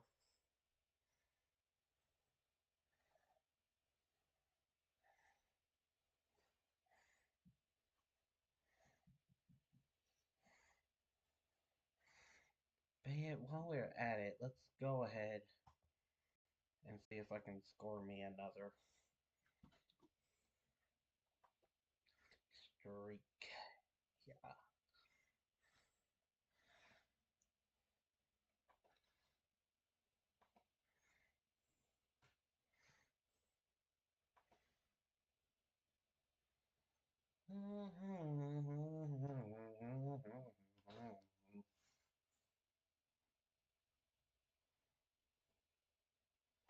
What the?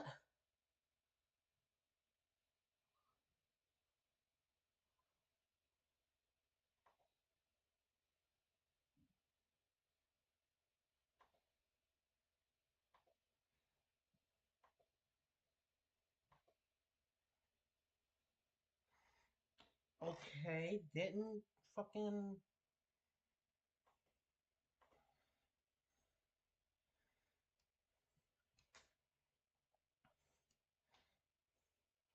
Hold up, I'm gonna check something real quick. While we're checking Discord, for a post by Nukem, I'm gonna get my next watch streaks.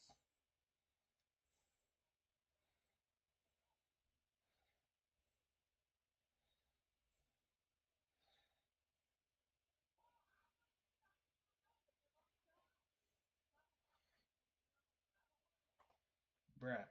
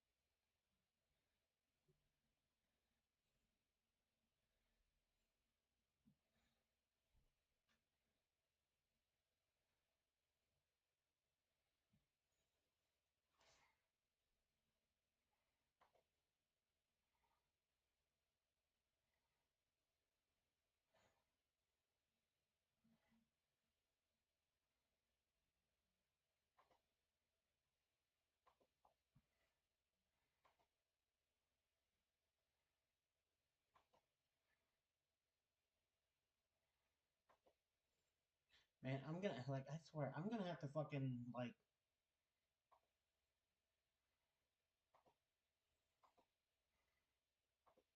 I swear, I'm gonna have to fucking look up how much like watch time I'm gonna have to contribute to a stream in order to fucking like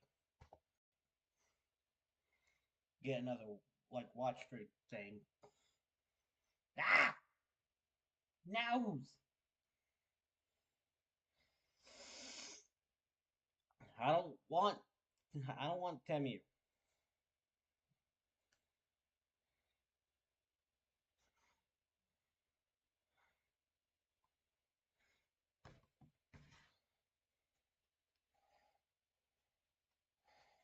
Okay, next game we are gonna be running is. Oh.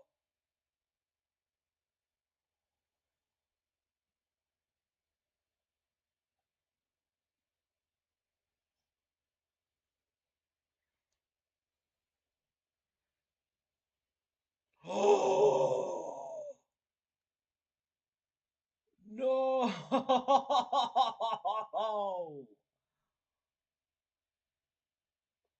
Oh no. Everyone, listen up!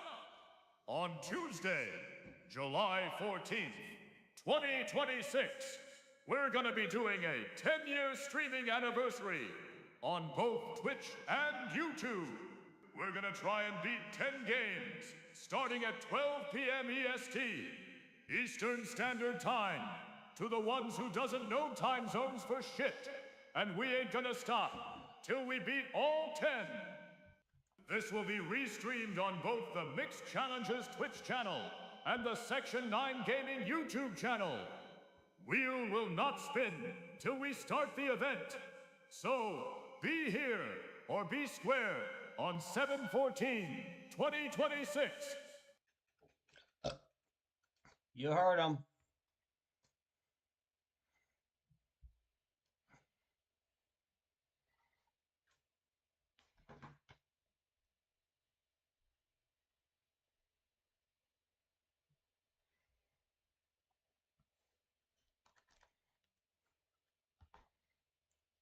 Once we like, the last one took a while to actually load, and we were staring at fucking Yuna from Final Fantasy X-2 for a while. This one's gonna take a while to load up because it is PCSX rearmed. So we're gonna have to deal with Motico for a while.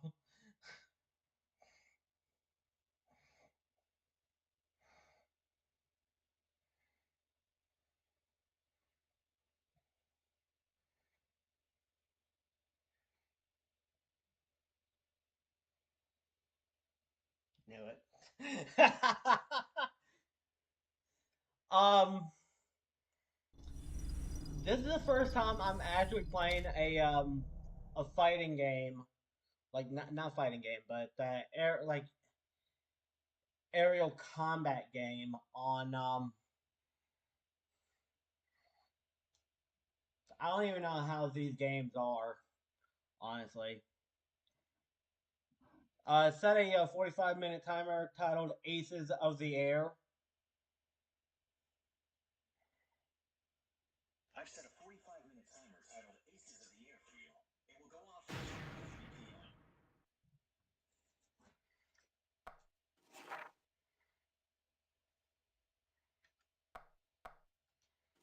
Key configuration. Pitch up, pitch down, turning, throttle up, throttle down, rocket bomb, gun, bomb mode, lock mode.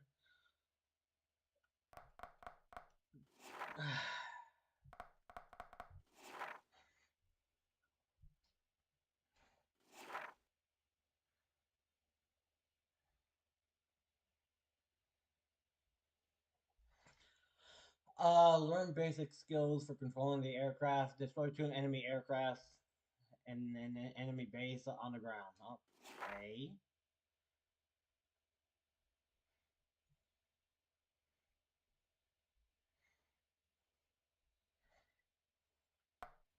So we got the K9, the Motor 2, the Vuthos, Axle, Othello,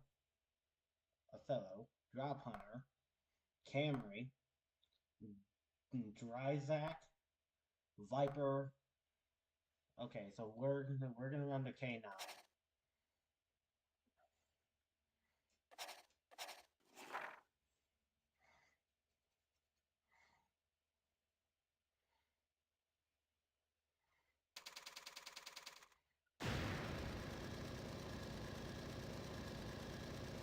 Two enemies.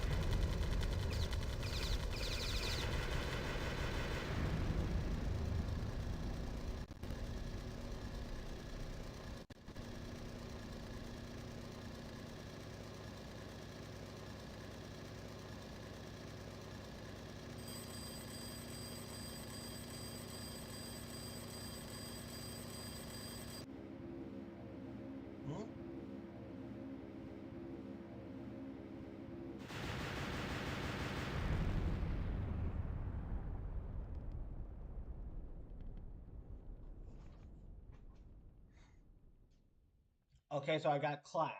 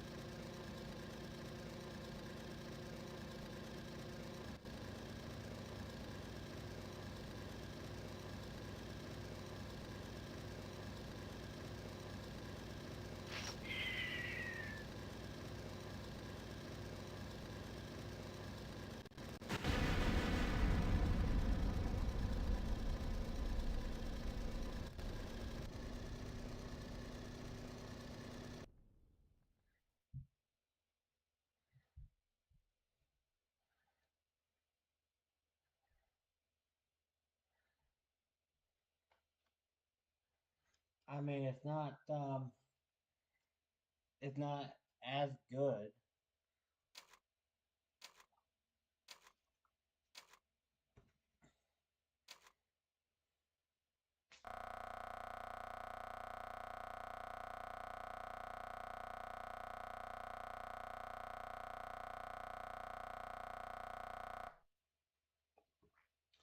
Of course.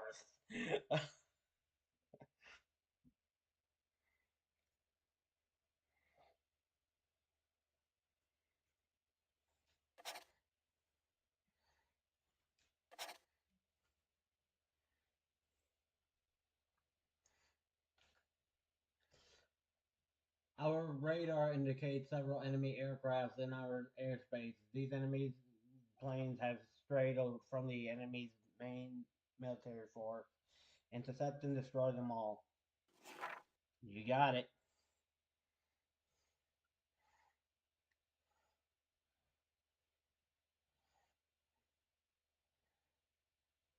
Ooh. We're on the drop hunter.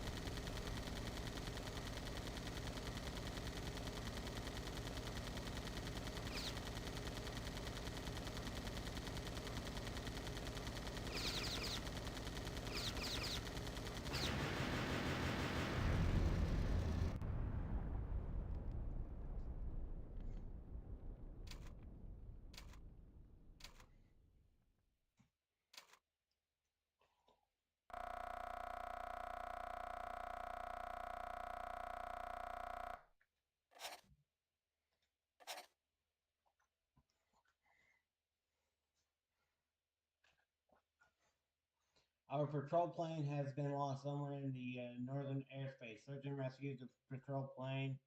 If you see any enemy forces, destroy them all. Copy that.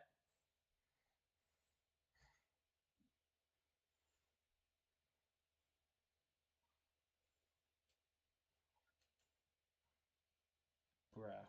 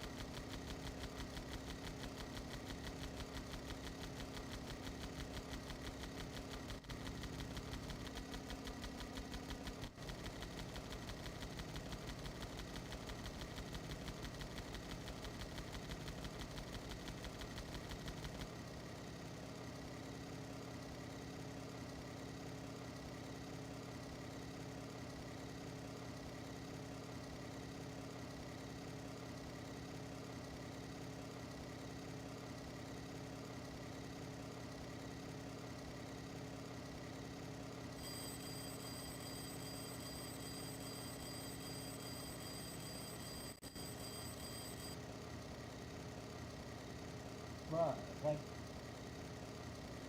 I can't get them.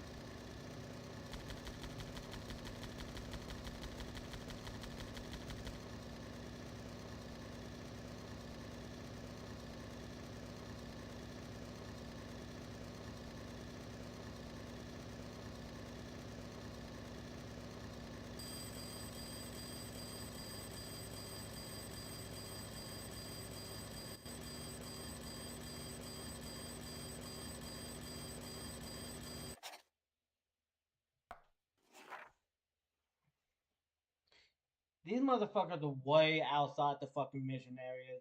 They can't even fucking.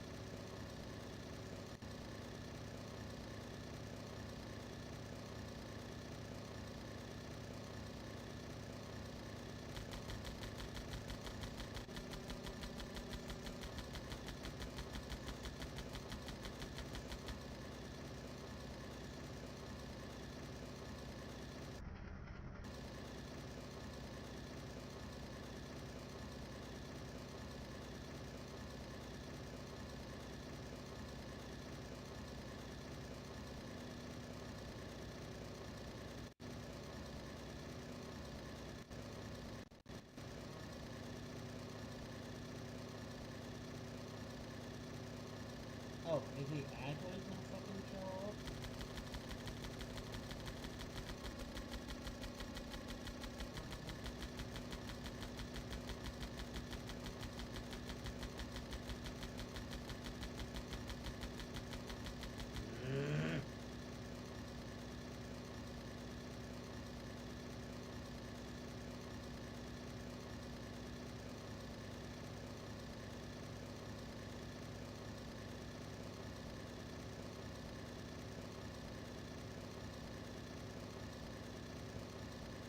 We got fucking 14 minutes left, so the best way you gotta do is fucking fly towards me.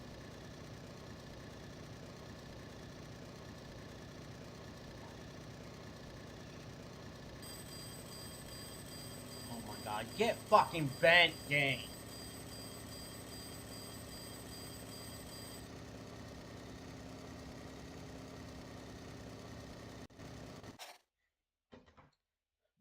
I hate this game already.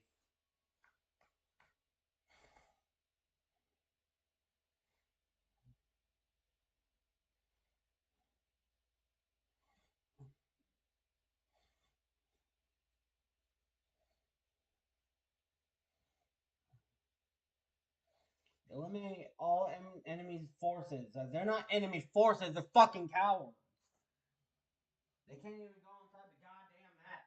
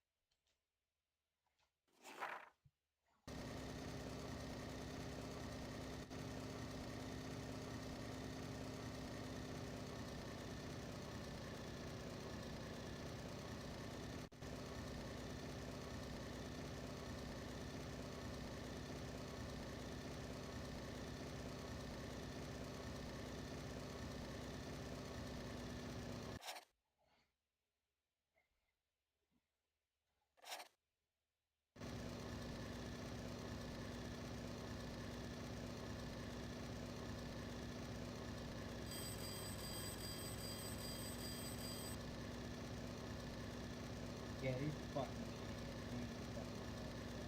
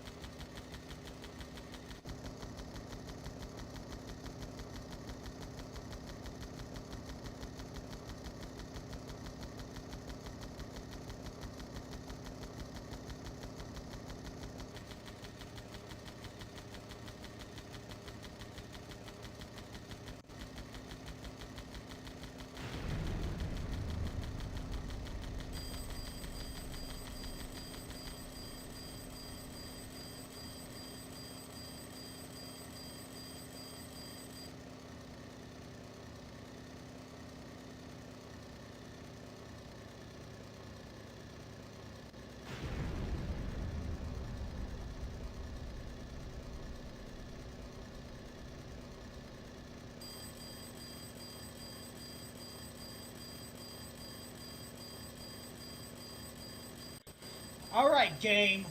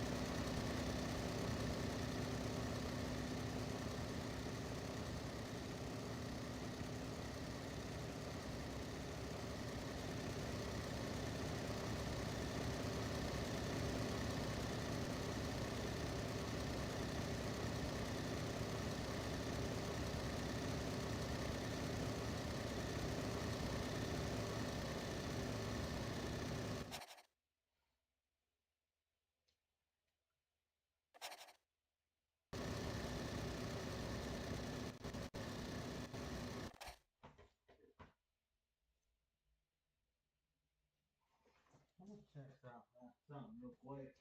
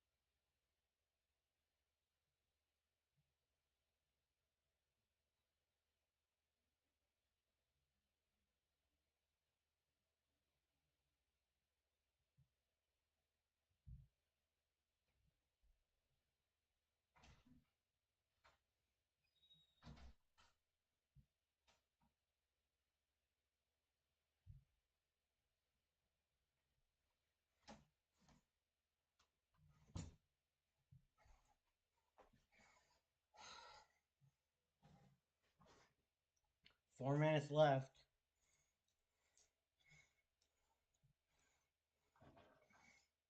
I mean, if we can't.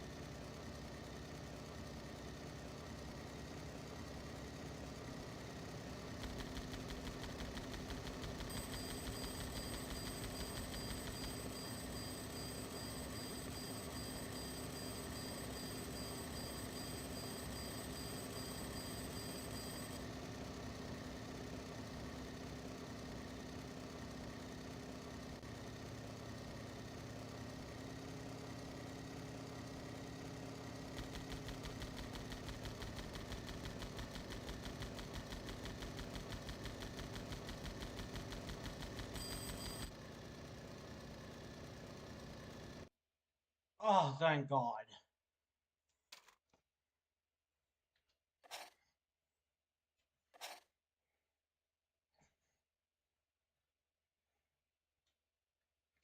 Yeah, I don't think we're gonna have time to fucking read all that. So we're on mission 4 of this game so far.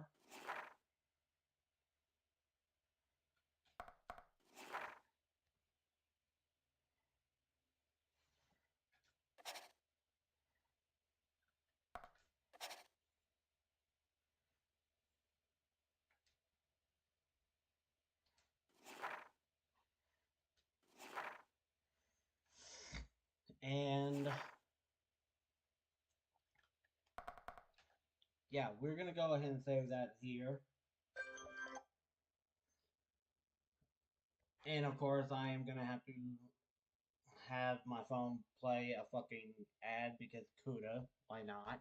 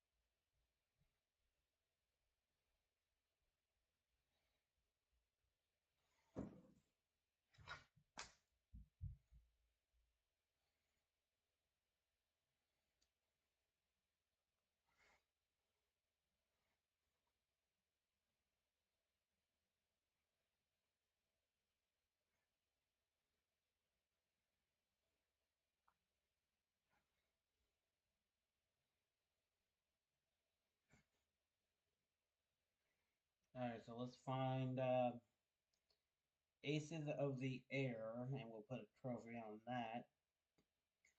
Symbolize play.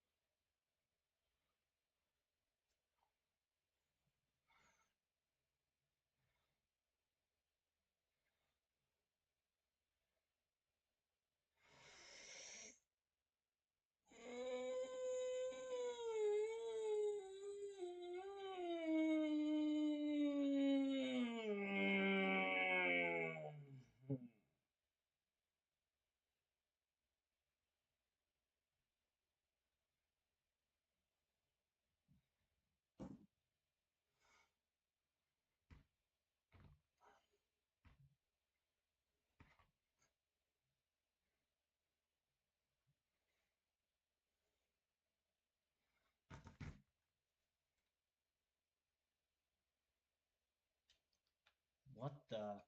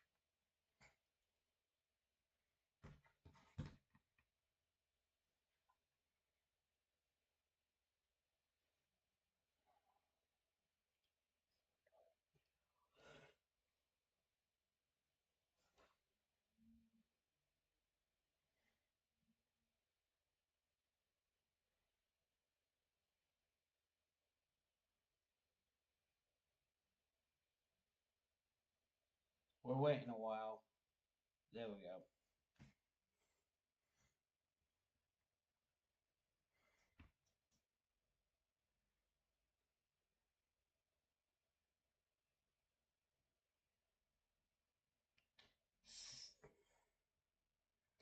Set a 45-minute timer for 16 Tails 1.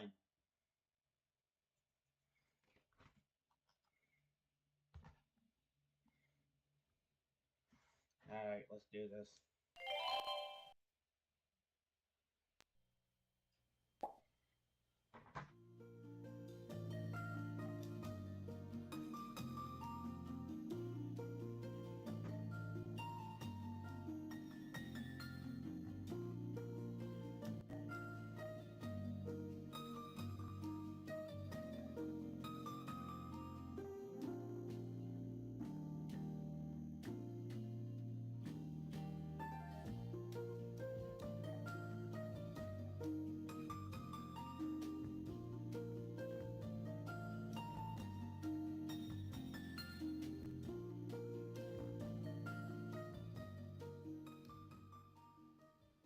Today's story is about an angry, spiteful moon.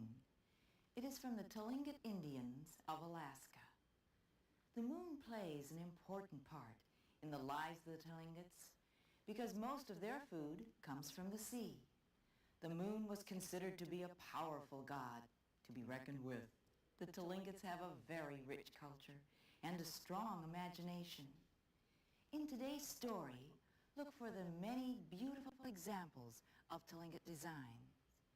You will notice the symbol of an eagle perched on the bow of a boat, on the totems, and on the grandmother's house. This design is based on an old Tlingit legend of Eagle Woman who turned herself into an eagle in order to save her children. The design on grandmother's dress is from a spoon, because you see, the Tlingits made beautiful incised spoons out of animal horn. And you will see faces which look like ceremonial masks. In many Indian legends, people are transformed into animals and other beings in order to accomplish their goals. The masks worn in ceremonies which depict these tales are called transformation masks. Look for the moon crest on the moon's house and a whale design on the blankets. In fact, be sure to watch very closely. You'll see designs representing the Northwest Coast Indians throughout the entire story. But apart from the designs, the angry moon may be similar to other stories, stories that you've heard before. Tell me if it is. It's now time to listen to The Tale of the Angry Moon.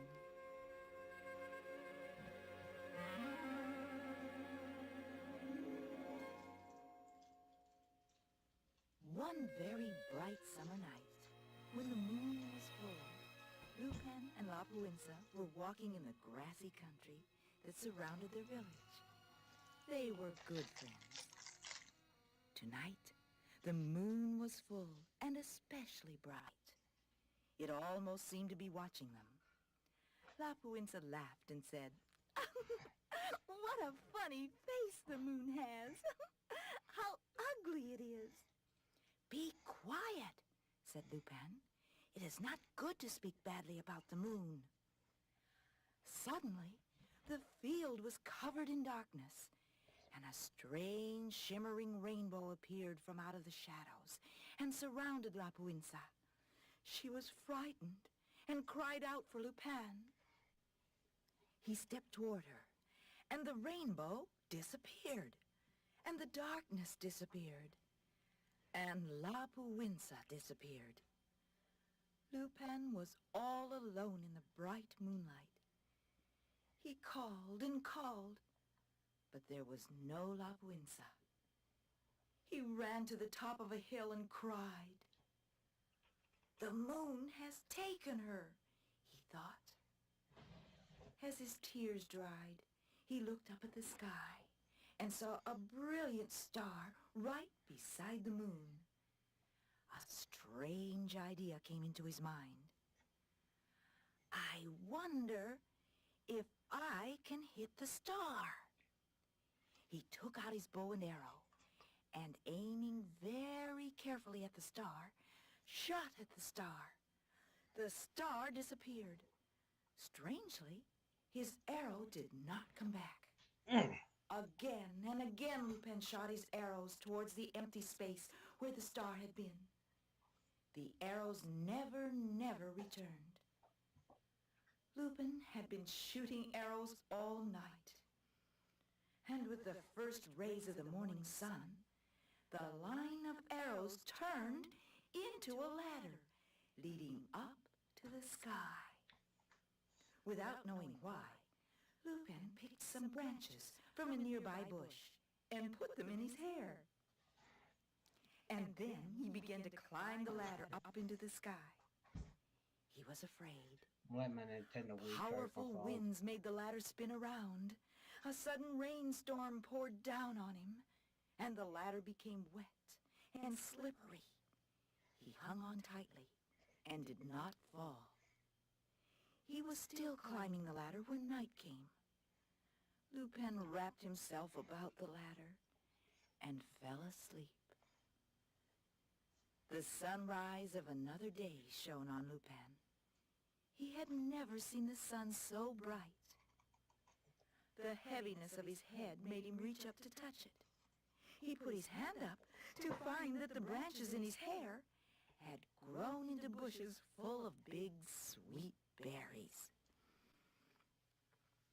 He was amazed, but he was also very hungry, so he ate the berries and threw away the branches. All day long he climbed above the clouds. At nightfall, he reached the top of the ladder. He was very tired, so he lay down and fell asleep. He was awakened by a small voice. "Wake up! I am coming for you! Wake up! My grandmother wishes me to bring you to her. She has been watching you climb here from Earth." Lupin was very surprised. There was a small boy looking at him. And so, Lupin followed the boy over the sky road to the grandmother's house. She was glad to see Lupin and welcomed him. They sat around the fire. The grandmother said, "It is I who helped you on your way to this country. I could tell you were brave and had great need to come up to the sky." "I have come to find Lapuinsa," Lupin said. "Yes," said the grandmother. "She has been captured by the moon, who lives near here." They could hear Lapuinsa's voice wailing in the distance. Lupin wanted to go to her, but the old grandmother told him to eat first, to gain strength. She raised her hand 3 times, and each time food appeared. First, a fish appeared. Then a toasted ear of corn. She raised her hand a 3rd time, and fresh fruit appeared. Lupin ate hungrily and felt refreshed. "Now, when you go to the house of the moon, you must take 4 things." The grandmother gave him a pine cone and a fish eye, then a rose and a small stone. He was to use these to help him rescue Lapuinsa. Lupin hurried into the land of the moon. The closer he came to the moon's house, the louder Lapuinsa's cries became, and he began to run. Now he could see her up on the roof, caught in the smoke hole, with the fire licking at her heels. He quietly ran to the roof so that the moon could not hear him. Lapuinsa was so happy to see him, she stopped crying. "Don't stop crying," Lupin whispered. "Cry louder.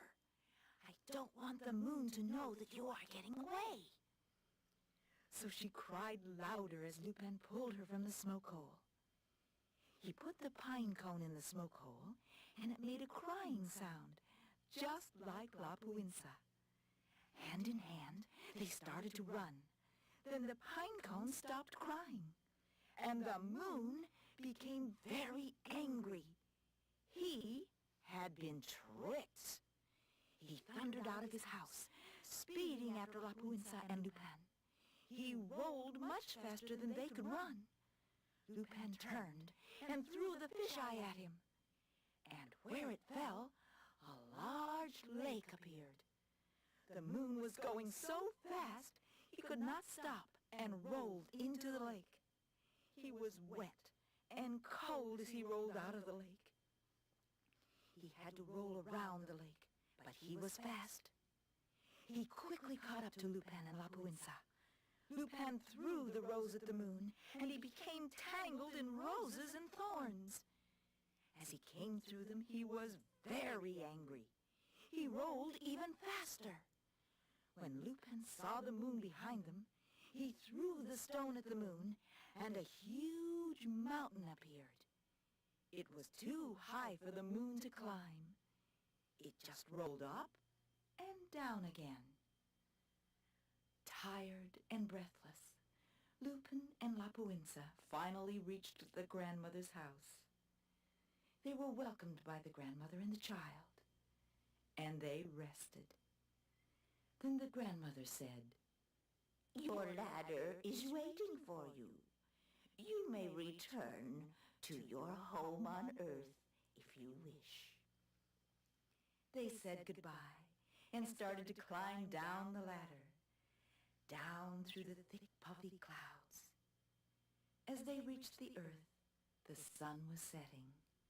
The rays of the sun touched the ladder, and it disappeared, leaving a pile of arrows on the ground. The children picked them up and put them in their quiver. Then they joyfully ran home. The people of the village were very happy to see them, and for the rest of their lives, people came from far and near to hear their story about the angry moon. The story is still told in the village today.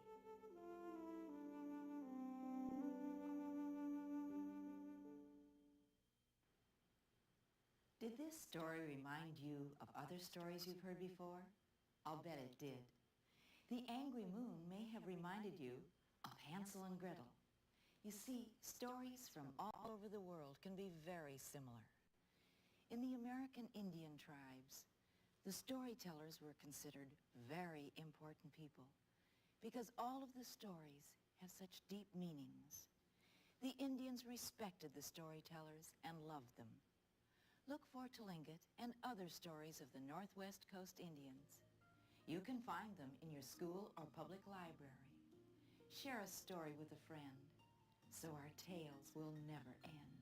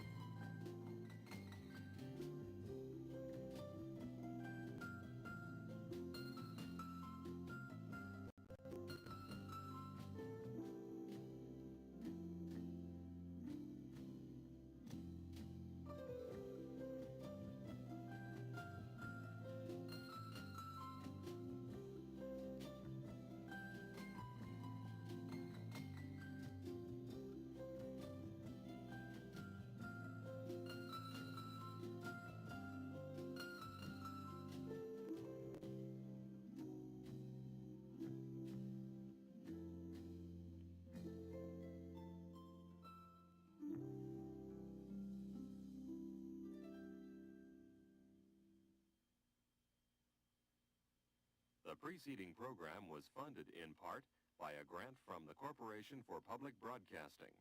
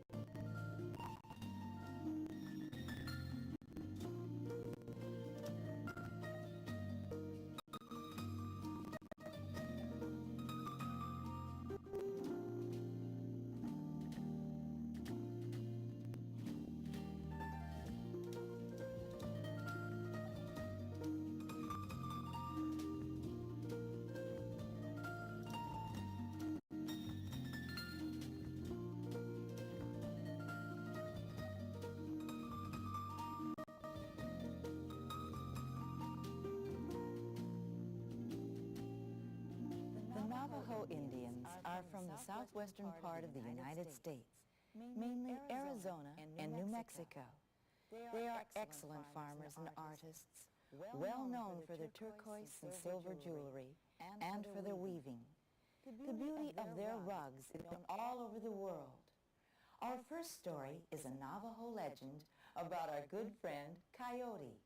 Trotting Coyote, as he is called by the Navajo, is used as an example of how not to be. He tries to cheat and trick and always loses in the end. In our second legend, we will see what happens to Coyote when he meets the Beaver people. Listen now to the tales of Coyote and Cottontail and Coyote and the Beaver people.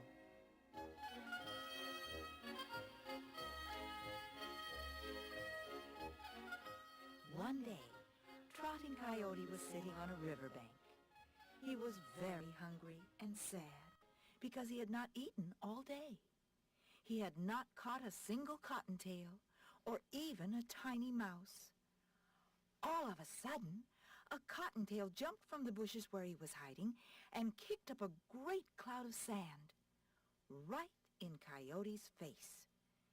Coyote ran after the cottontail thinking, what a delicious dinner that Cottontail will make. Coyote was much faster than Cottontail and easily caught him. Just as he was about to take a bite out of the rabbit said, "Stop! Don't eat me!"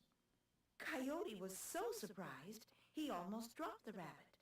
"Rabbits don't talk," he thought. What a strange rabbit. First he jumped from a bush where he could have hidden, and now he's talking. Coyote decided to hear what the rabbit had to say. "You'll be sorry if you eat me," said the Cottontail. "I have no meat on my bones. Why be in such a hurry? I can't escape from you. You are much too big and strong. I'd like to talk to you for a while, but you are squeezing me too hard." "What do you want to talk about?" said Coyote as he stopped squeezing a little. The Cottontail thought fast. He was trying to think of a way to escape. Let's talk about people. I know all about people." "I know much more about people than you do," said Coyote, and he squeezed a little harder. The Cottontail said, "You think you know so much about people? Why, I'll bet you think they carry their weapons on their backs." Coyote said, "That's right, on their backs." "And I'll bet you always stay as far away from people as you can. You never really see their weapons. That's why you are wrong. I have seen them carry their weapons in their hands." Cottontail was trying to keep Coyote's mind off his empty stomach. Coyote was squeezing him tightly again. Cottontail said, "Stop squeezing me so hard, cousin. You have me, and I can't escape. Let's talk for a little while longer. Then you may eat me." Coyote said, I'll let you talk more about people and their weapons, but make your story very short. Coyote was very annoyed. Cottontail was trying not to show how scared he was. He sure didn't want to be eaten.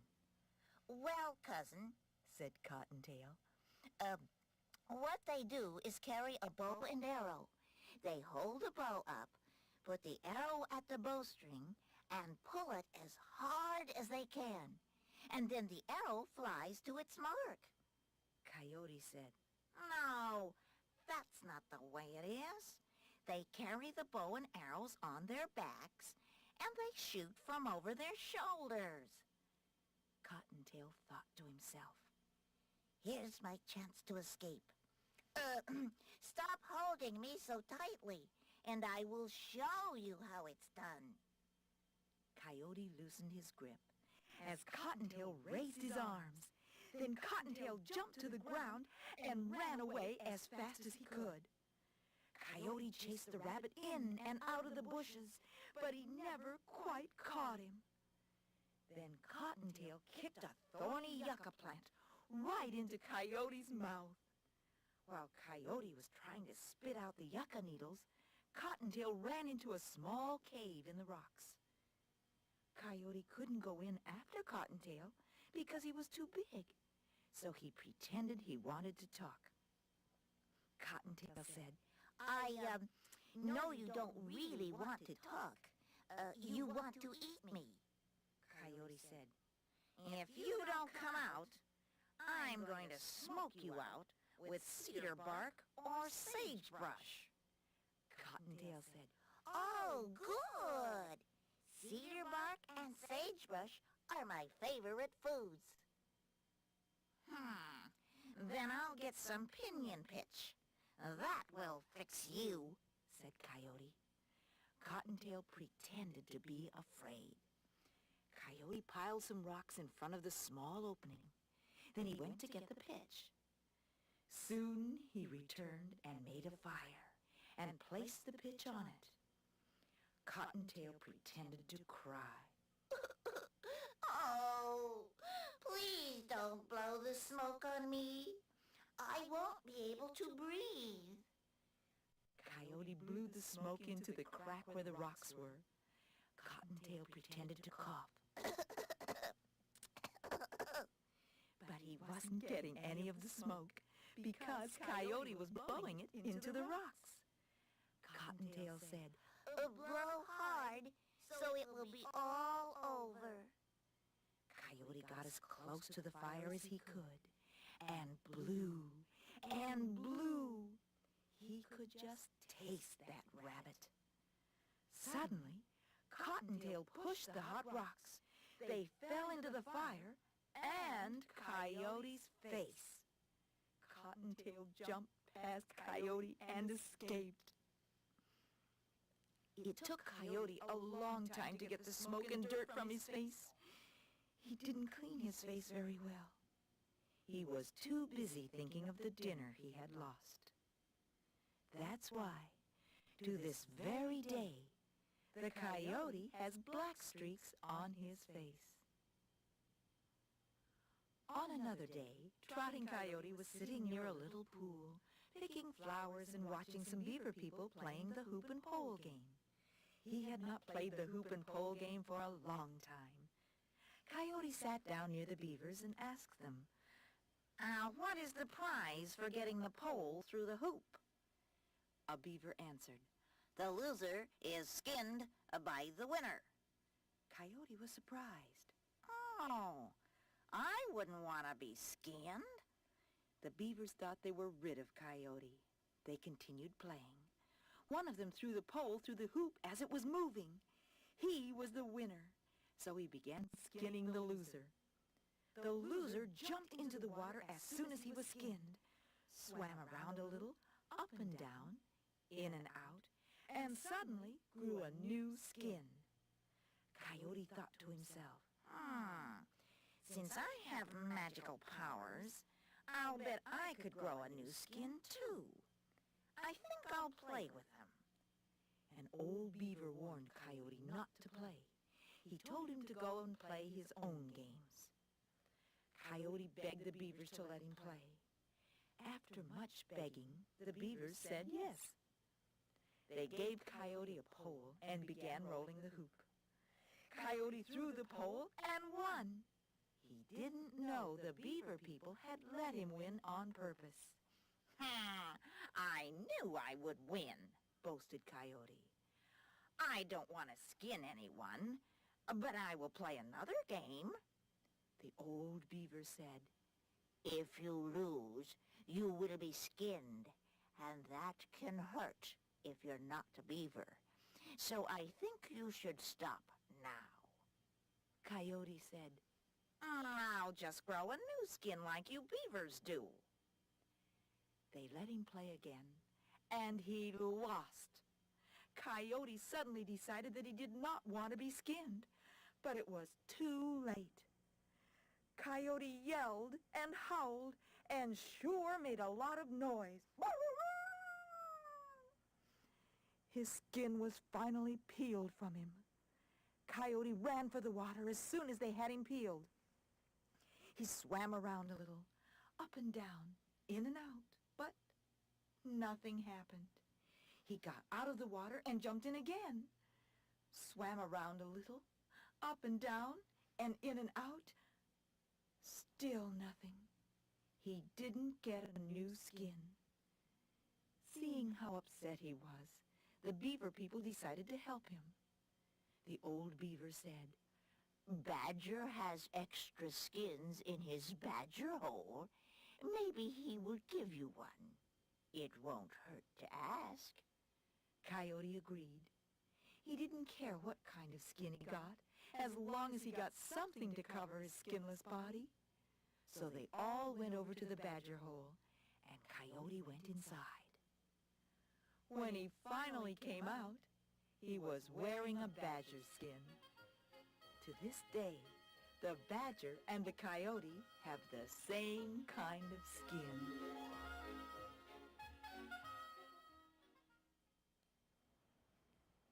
Storytellers were very important people in all Indian tribes. They were respected for their wisdom, and they were loved. Their stories had such deep meanings. In fact, all of the customs and beliefs of the Indian had a story or legend behind them. There were lessons for everyday living woven into interesting stories. The primary concern of all tribes was to live in harmony with the Great Spirit and all that he created. Go read and enjoy Legends of the American Indian. You can find them in your school or public library. Share a story with a friend so our tales will never end.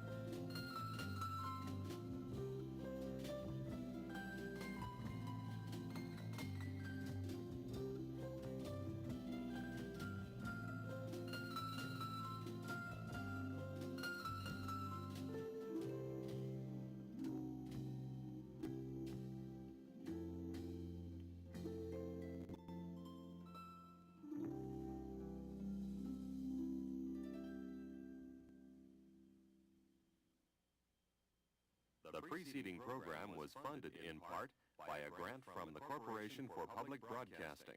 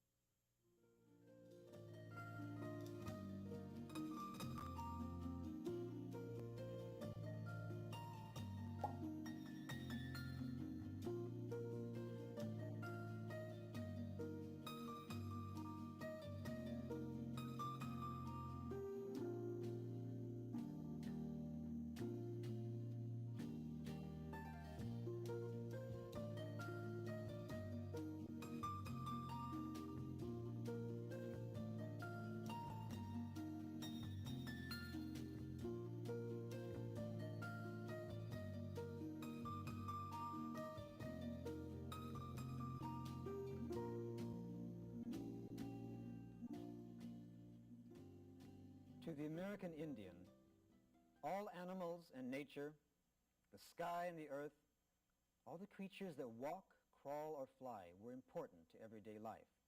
They were thought of and talked of as though they were real people. Our first story, The Dancing Stars, is an Iroquois legend. To the great Iroquois nation in the northeastern part of the United States, the Great Bear sang, and the moon smiled and talked. Everything was a creation of the Great Spirit. Our second story, The Friendly Wolf, comes from the Dakotas, where we find the Plains Indians. Their beliefs were the same as their Iroquois cousins. They respected all animals, and they learned to live with them. The Plains Indians are made up of tribes that we've all heard of. The Sioux, Arikara, Blackfoot, Cheyenne, Pawnee, the Cree, the Nez Perce, Kiowa, Comanche, Crow, the Ojibwe, the Shoshone, the Arapaho, and the Ute, and a few others. They were hunters, depending mostly on the buffalo for their food, for their clothing, and the covering for their teepees. They also hunted elk and antelope and deer. They ate the wild turnip and wild rice. I suppose they're called wild because they were not planted and cultivated by man. They were planted in the ground by the Great Spirit for our use. Now, imagine yourself sitting around a flickering indoor fire in the lodgings of your tribe. It is night, which is the best time for storytelling. The old storyteller is about to begin his stories, and it is cold outside. The soft winter snow is lightly falling. In the distance, you can hear the drumming and the singing. You and the other Indians are waiting for the storyteller to begin. Now listen to the tales of the Dancing Stars and the Friendly Wolf.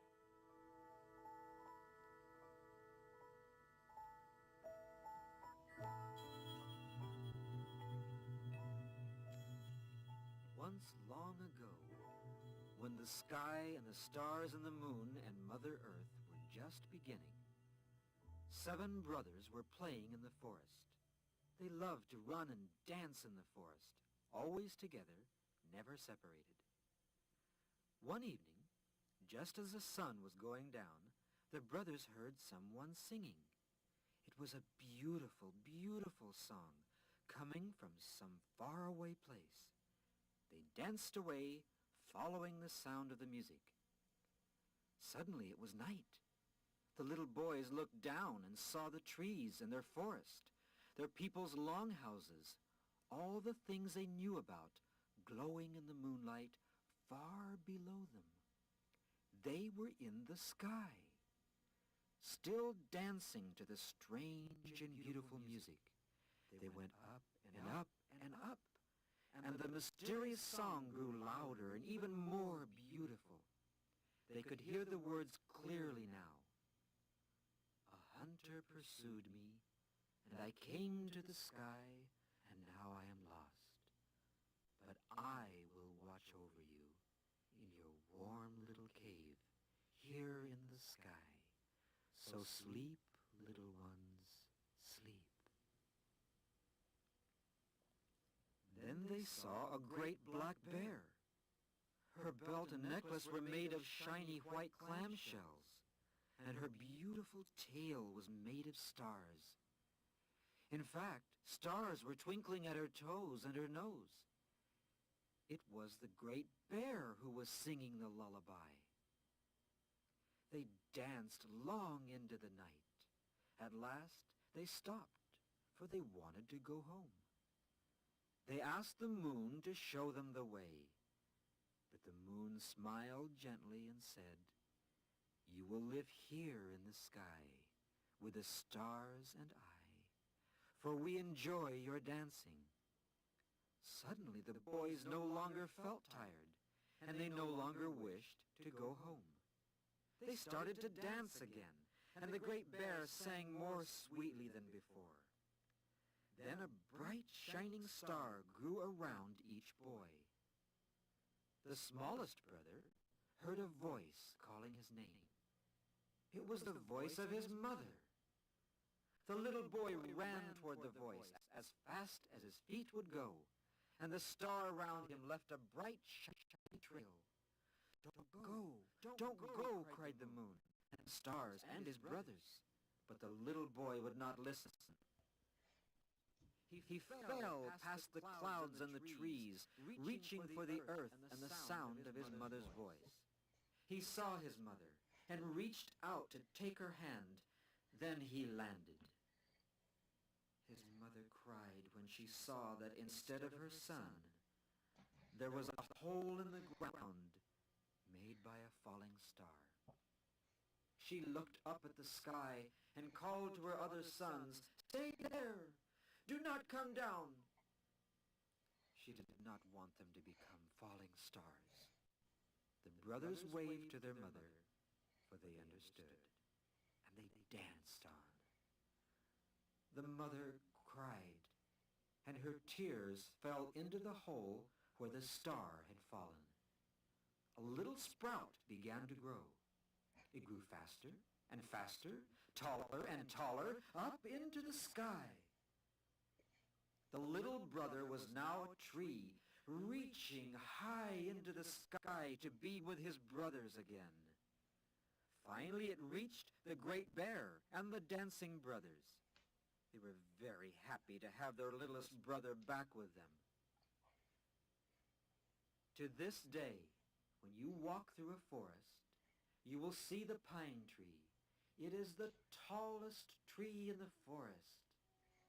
And at night, you can see the brothers still dancing to the lullaby of the great bear as she sings to her little cubs.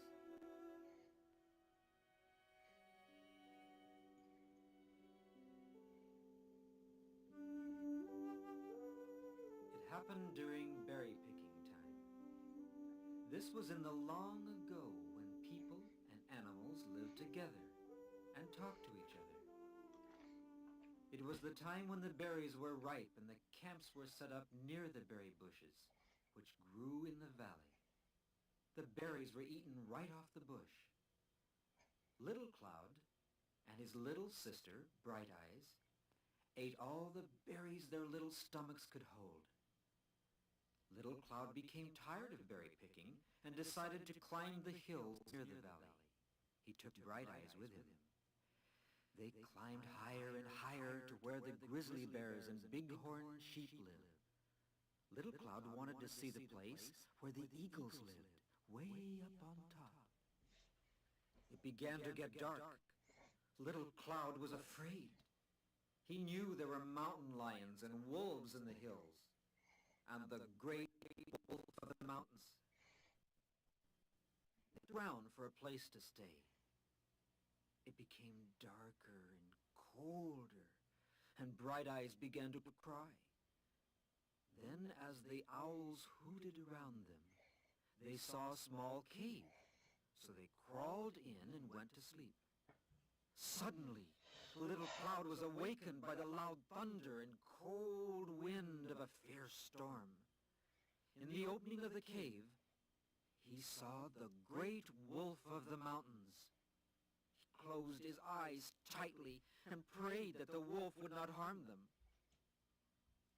As the storm passed, it became quiet. Little Cloud opened his eyes.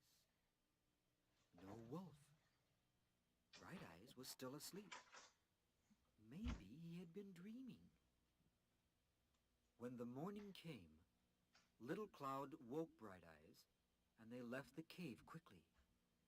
Little Cloud did not tell Bright Eyes of his night visitor, but he knew it wasn't a dream. The tracks in the sand told him so. As the day went on, they became tired and rested near a stream. The water tasted Why do good. people want to fucking scare me like that? Suddenly they saw the great wolf. Remembering that the wolf did not harm them, Little Cloud said, "Please, great wolf of the mountain, we are lost. Help us to return home." The wolf looked kindly at the children. The great wolf reminded Little Cloud of the dogs at camp, with his tongue hanging out and his face smiling. Then the great wolf said, "It was my cave you slept in last night. Have no fear. I will take you home. Stay close to me." The wolf started off and waited whenever the children fell behind. He would run a little and stop, and run a little and stop. He let Bright Eyes ride on his back when she grew too tired to walk. Then he led them to berry bushes to eat sweet berries so they wouldn't be hungry. Aww. Finally, they reached the top of the hill that they had first climbed. From the hill, they could see their families and friends. They were very, very happy. They wanted the wolf to stay with them, but the great wolf refused. He could not go closer to the camp because there were dogs there. Anyway, I would not be happy living in a camp. I am a wanderer. I go with my wolf friends to many places. Do not be sad. I will always remember you. And you will hear my call in the early night and think of me. As the children came down to the camp, the men raced on their horses to meet them. They picked them up and joyfully rode into camp. There was much excitement and happiness at their return. When the people heard Little Cloud's story of how the wolf had saved them, they went to the top of the hill and thanked him. They brought him beautiful gifts and food. The chiefs sat in a circle and smoked the pipe of peace. It was the sign of friendship forever between the Indians and the wolves. That friendship still lasts.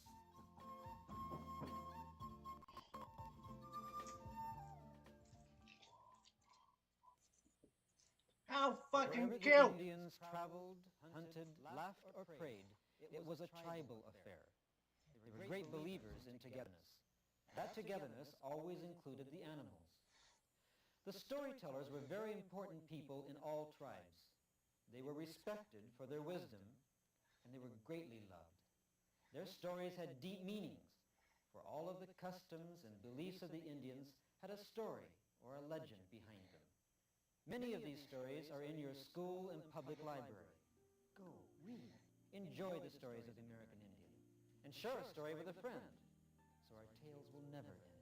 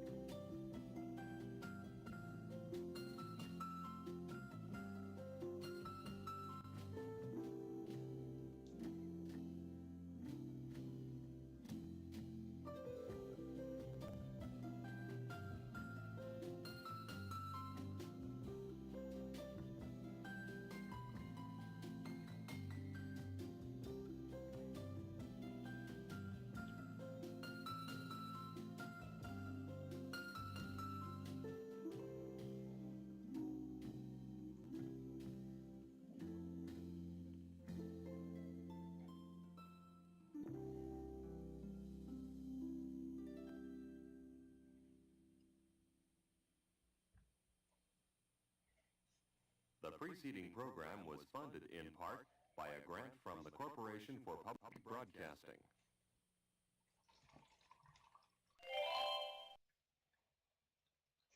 Alright, so we won't be able to start another story, so next time we get the 16 Tales Volume 1, we will be going with the Firebringer and how Sayande brought the buffalo to the Indians. But on that side note,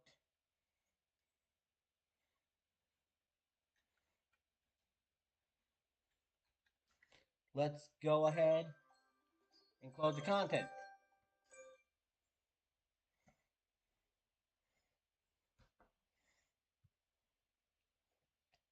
And yes, for the fuck of it, we're gonna do another CUDA thing. That means I gotta go to the bathroom while this is going. Meanwhile, before I go to the bathroom, I need to put my crushing shoe on and crush this can.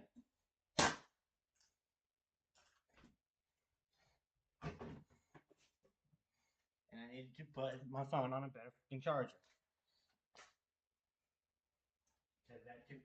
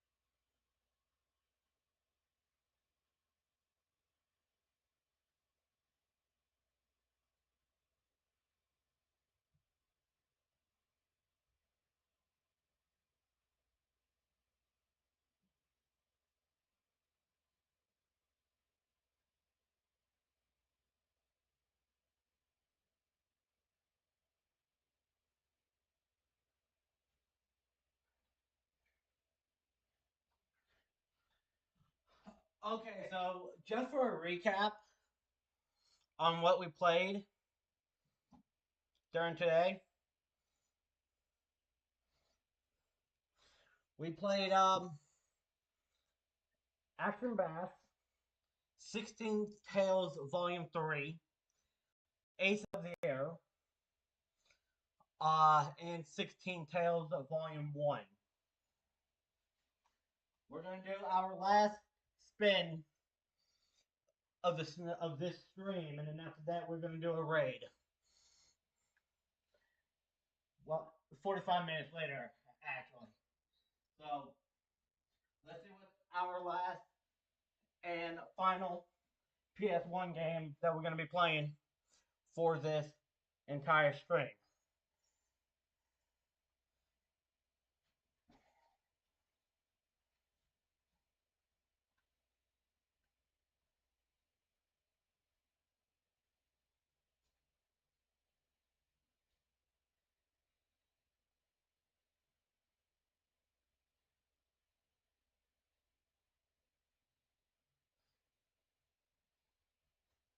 And so help me God, if the wheel lands on a trophy, then we are respinning it.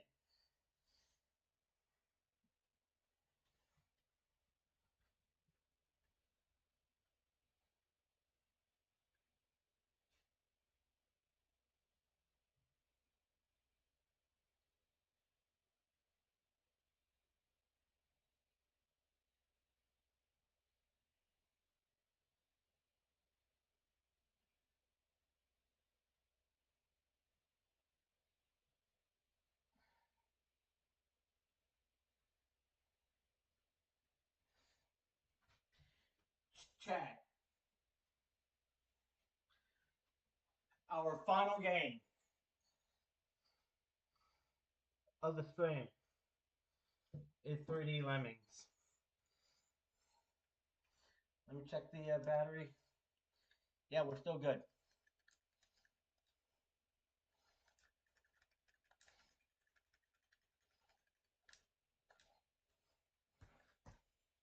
It's going to take us a while to load that because PCSX rearmed is a lackluster core.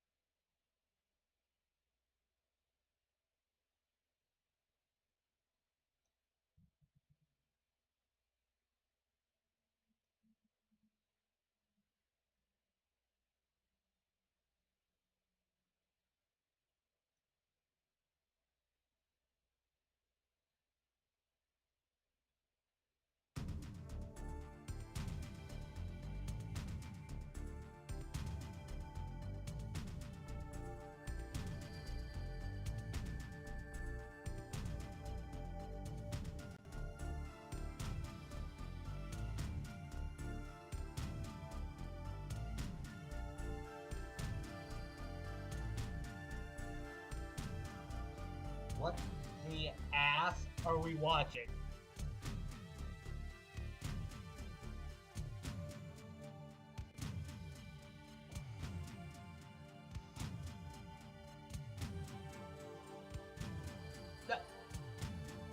That green-haired fuck is in 2D. In a 3D world. How the hell does that make sense?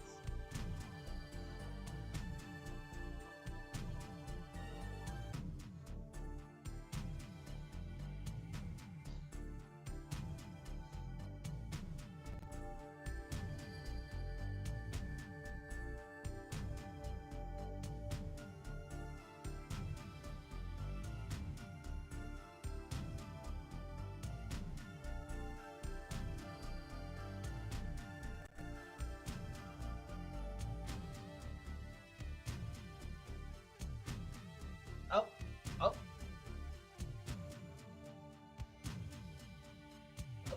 Oh, oh. Okay.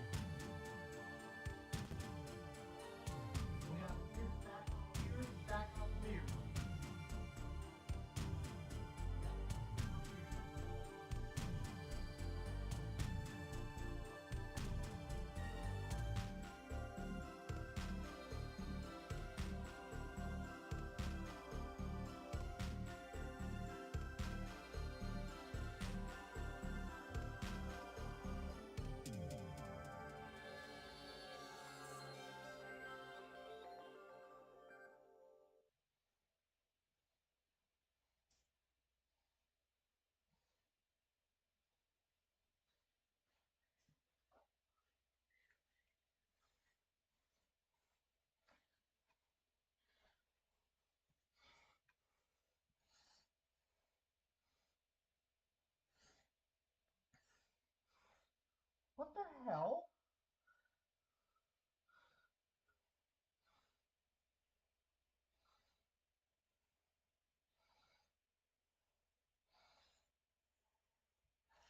This game is just top dog weird.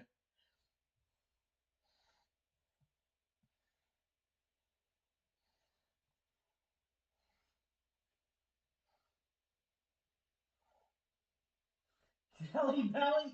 Wait, they're a sponsor of this weirdness? What? Hold up.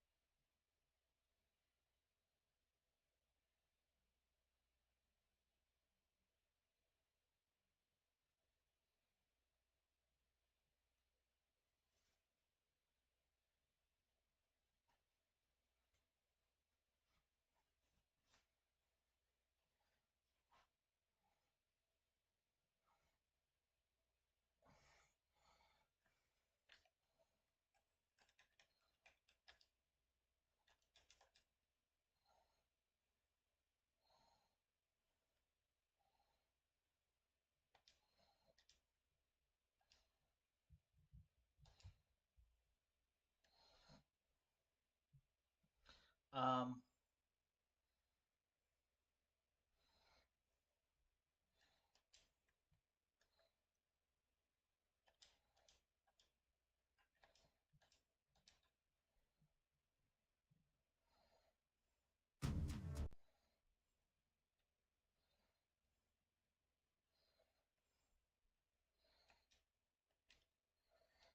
Clockwork Games.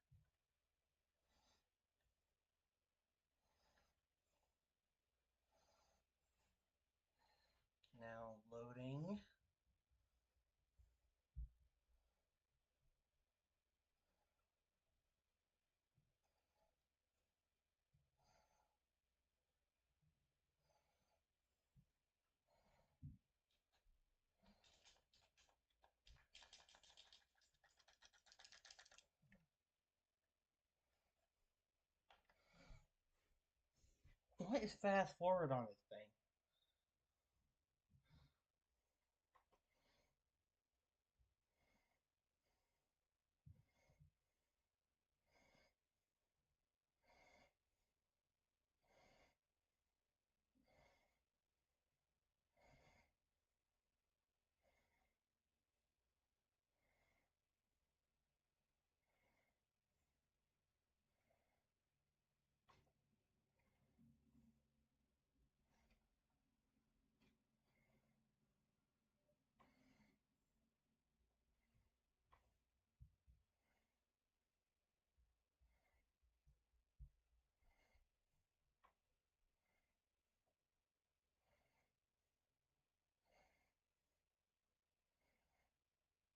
Hmm.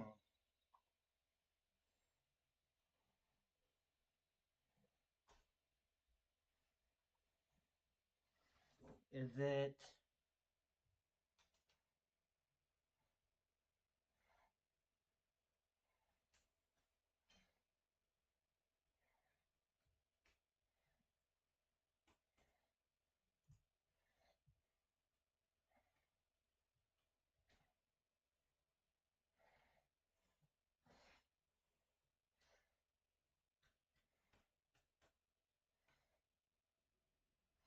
Huh?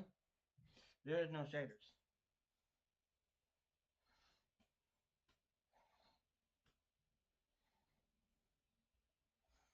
Okay, so L is the fast forward key on there, but I think it's not gonna load. I think we're bona fide cooked.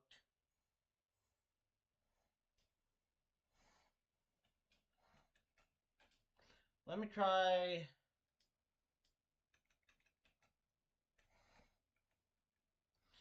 Run Swan Station.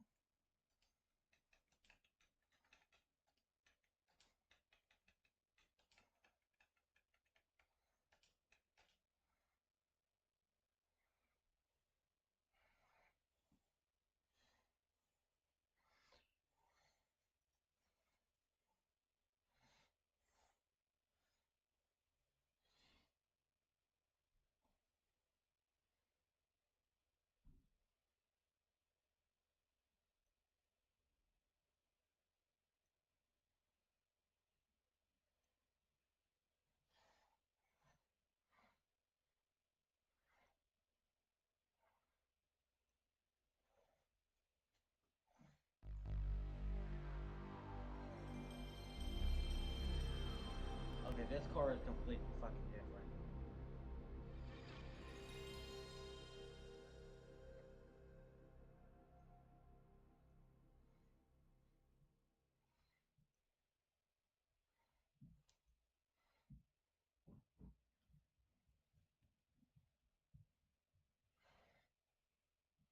Yeah. Who cares?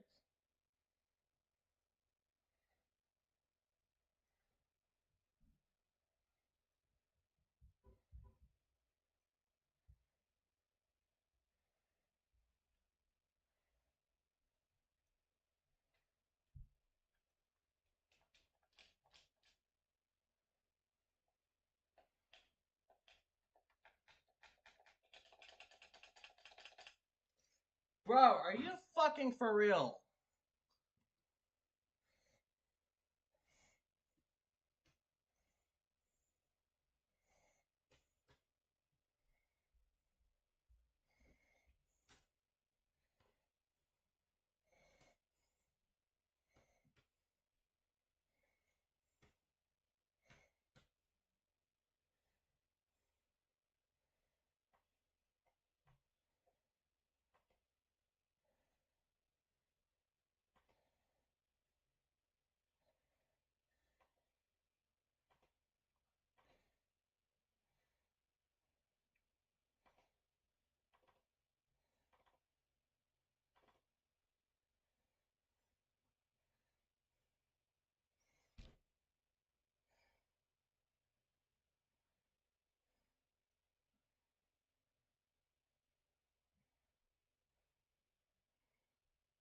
Chat, I swear to fucking God, if we can't get 3D Lemmings to actually...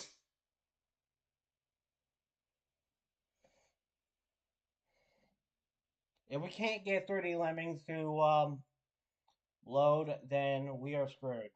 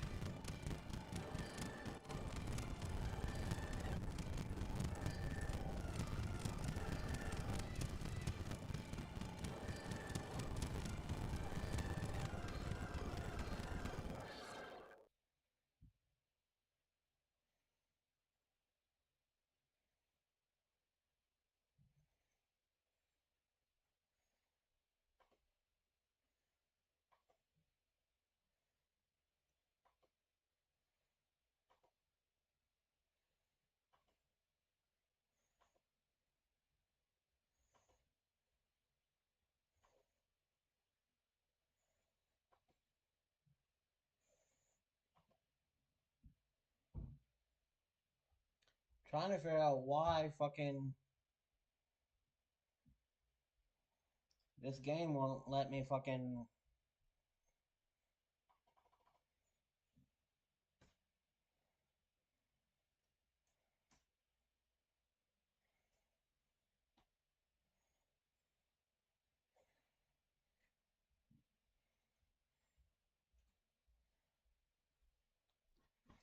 Okay.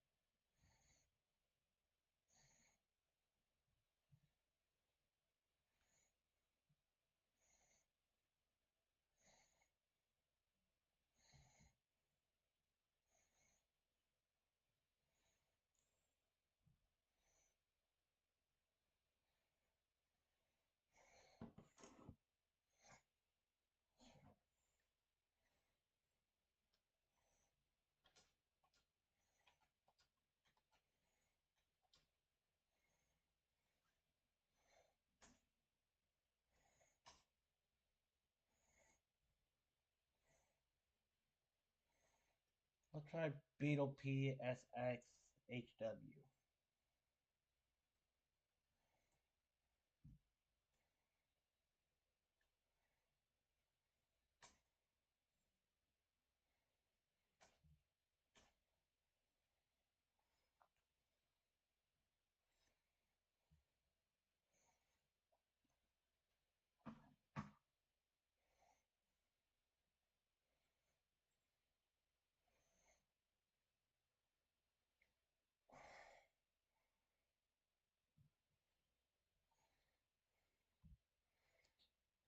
If we can't get fucking 3D Lemmings to work on RetroArch, then I don't know what to do.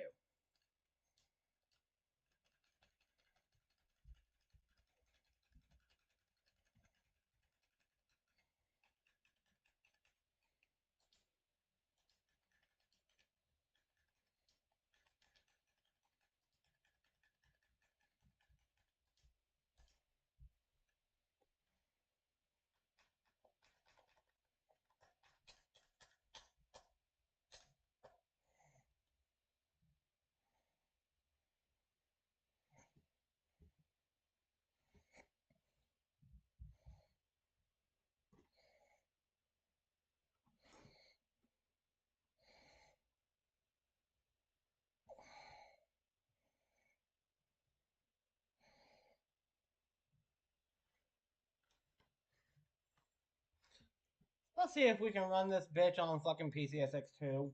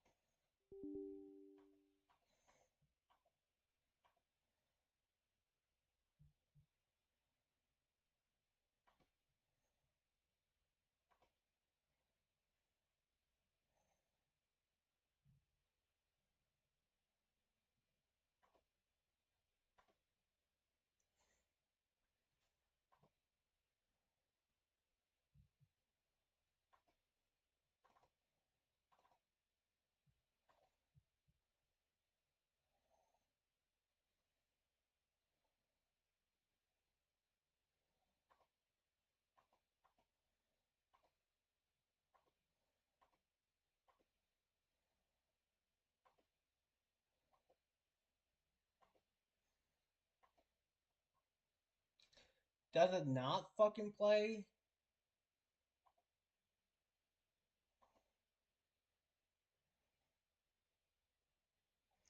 Does not. Hold up. Let me,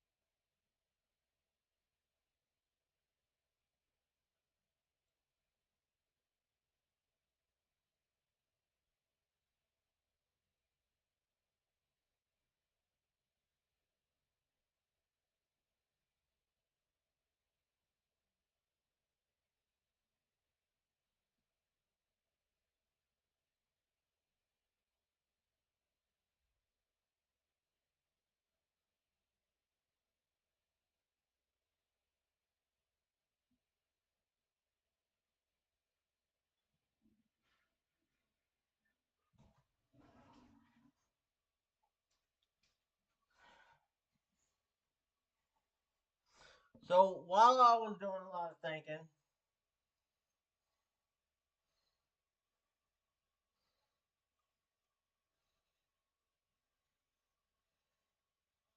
this happened.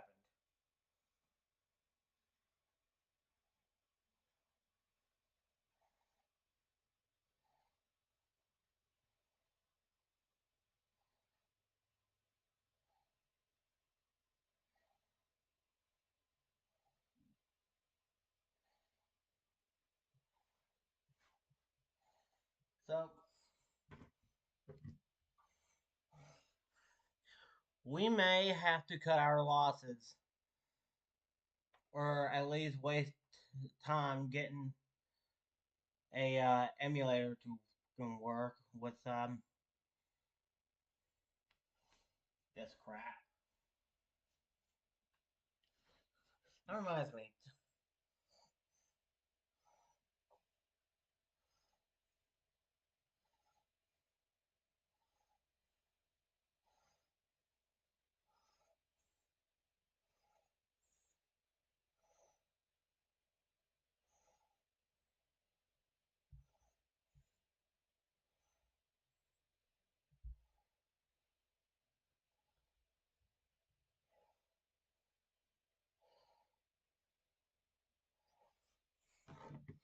Hmm. So I guess we're gonna have to legitimately cut out our freaking losses.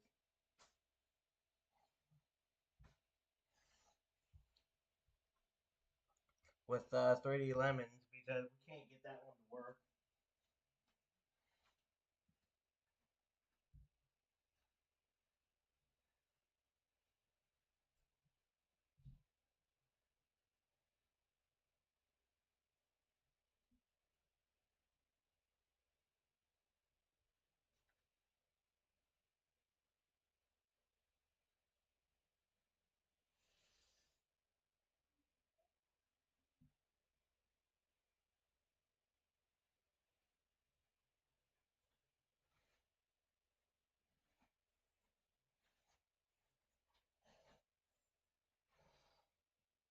I know what you guys are thinking. No! I need my lemmings, god damn it.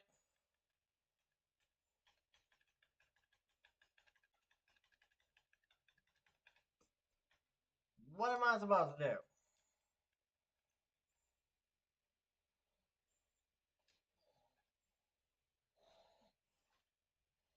Huh? What am I supposed to do?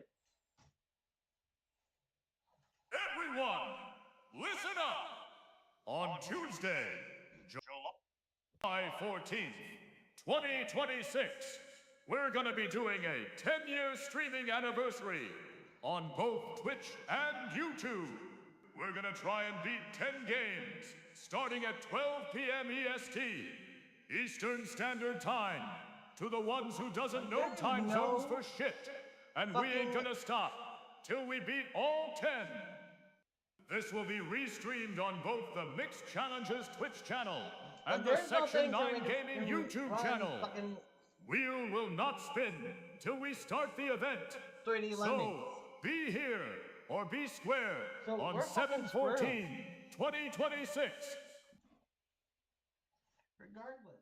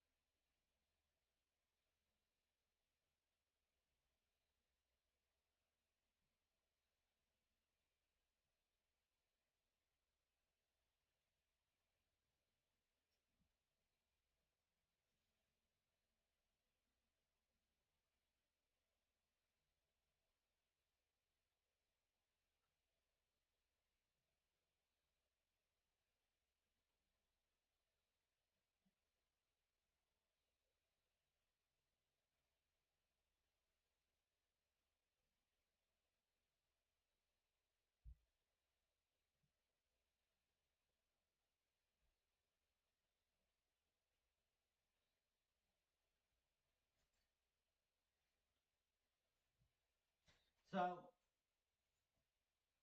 therefore, what I pinned right there is going to be our final game.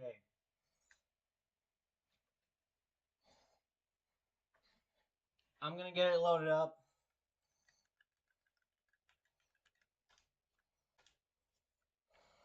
So that way we can play it. Hopefully it'll load.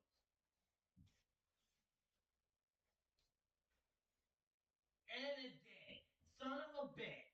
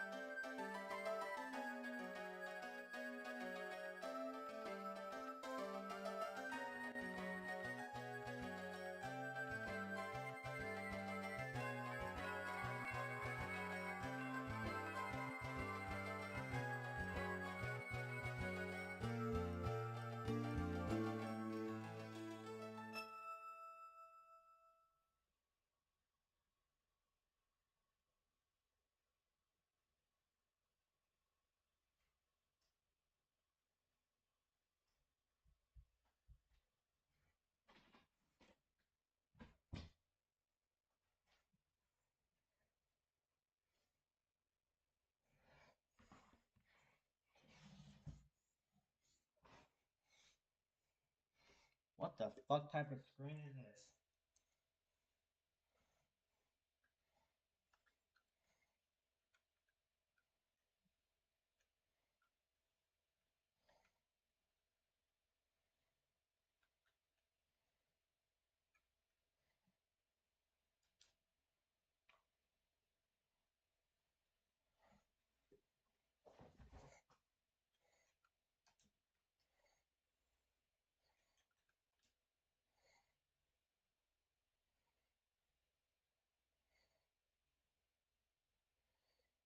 Huh?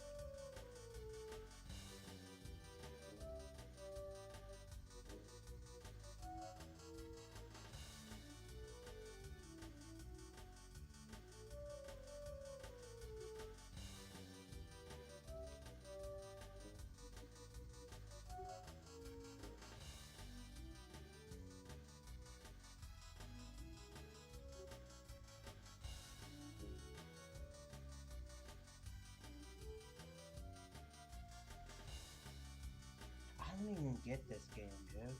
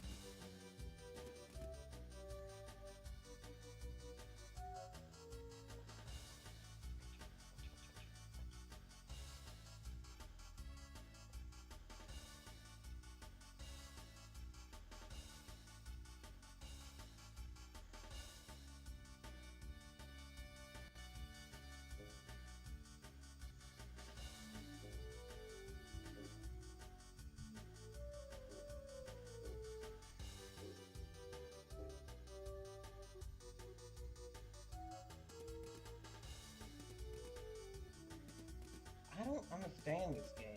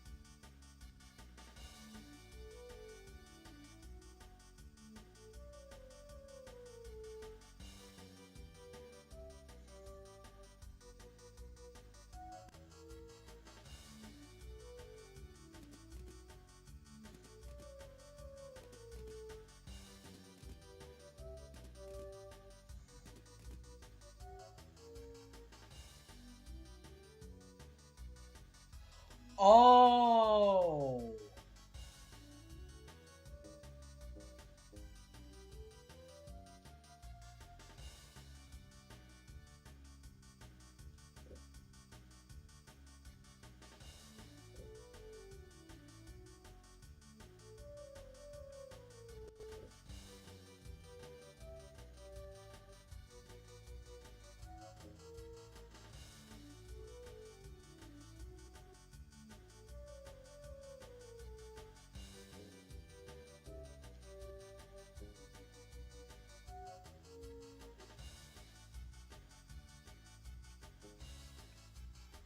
Yeah, I think I fucked up.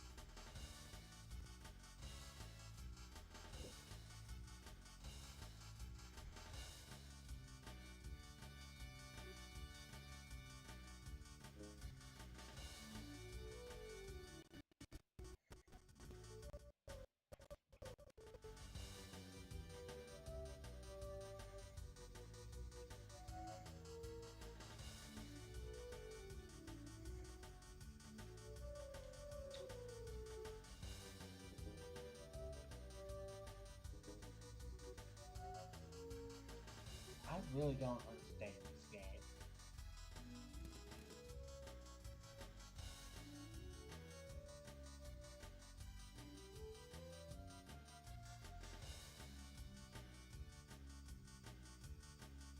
I don't even understand the point behind it.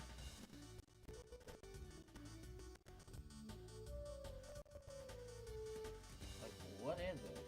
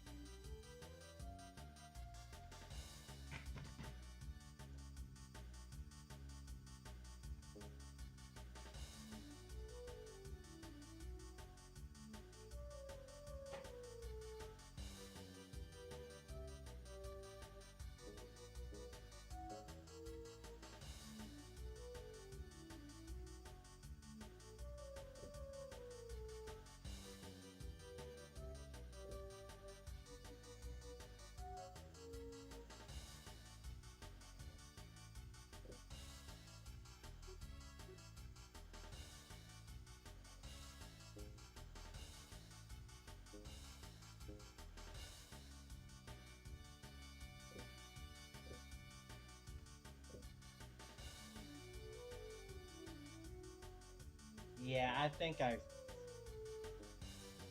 Yeah, I think I regret getting this.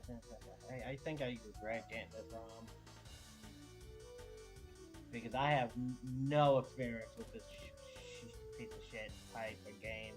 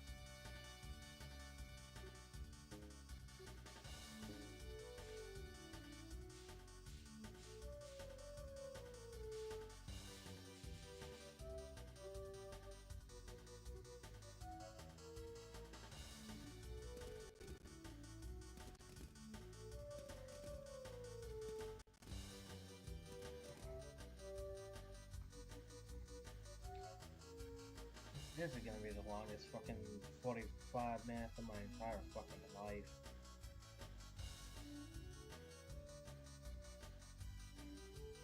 I just know it.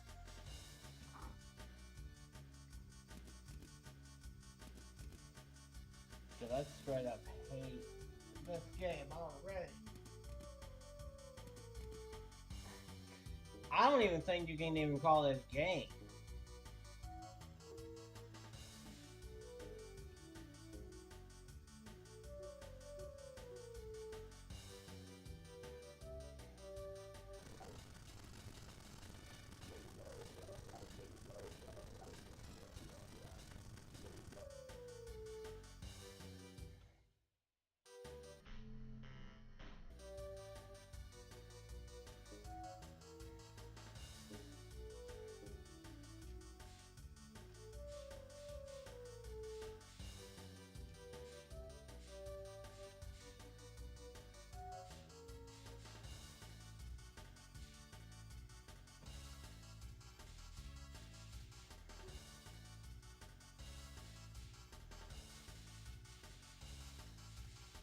At least I get to screw around with this.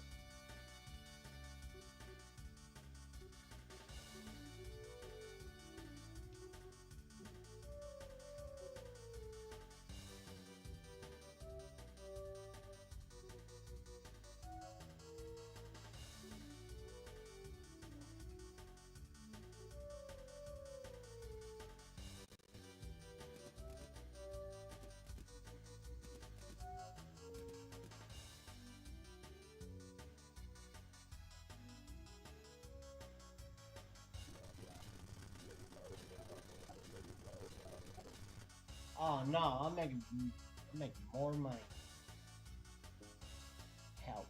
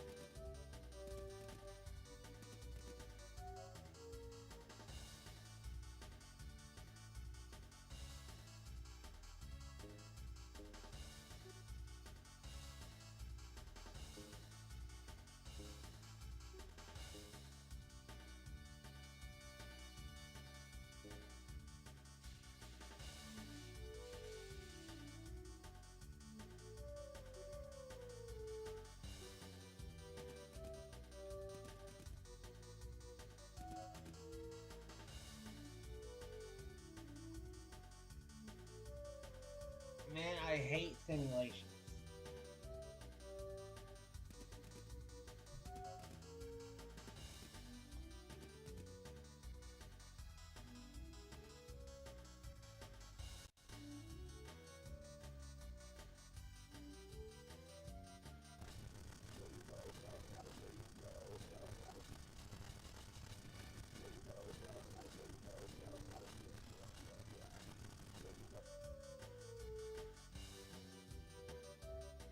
I hate money management sims. They're like the worst ones ever.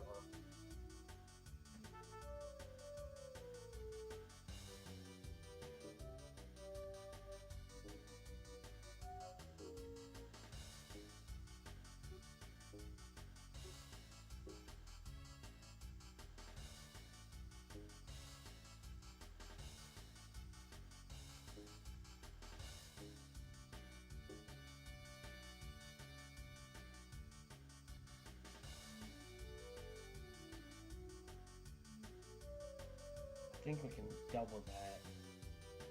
Let's see.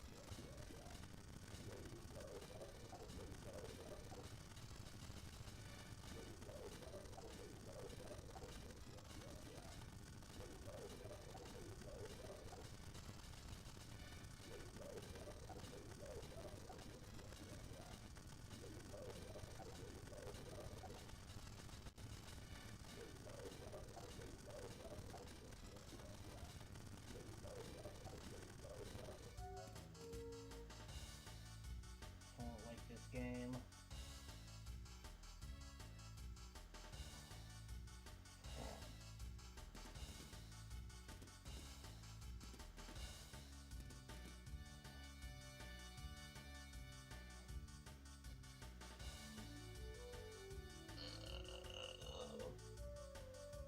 I actually hate this game.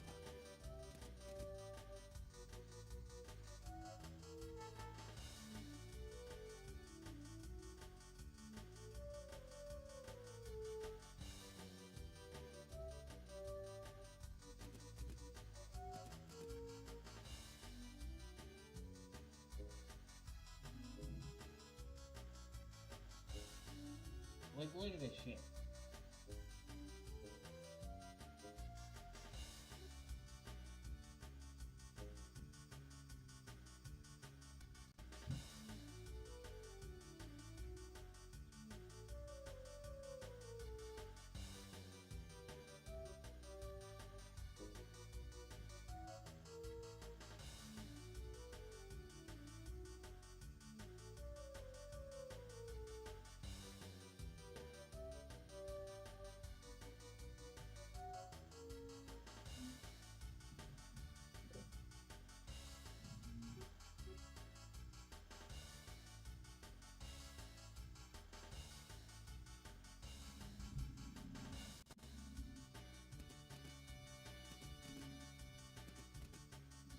I mean, seriously, just take a look at this fuck-ass game.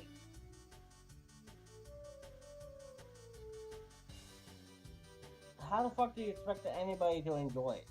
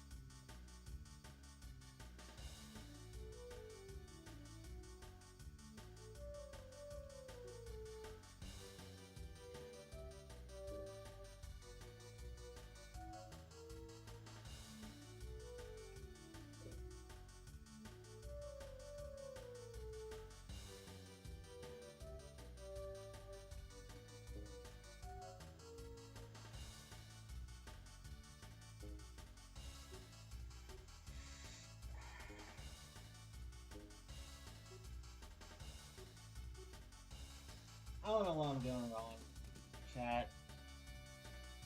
I don't know what the fuck I'm doing wrong.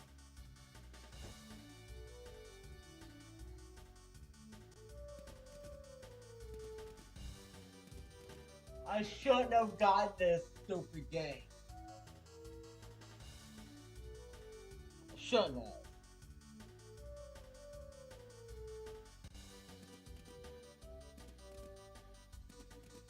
Cause now I don't even know how to fucking play.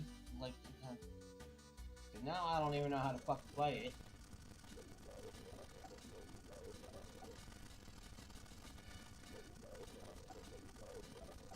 Only thing I'm just doing is just basically wasting my time.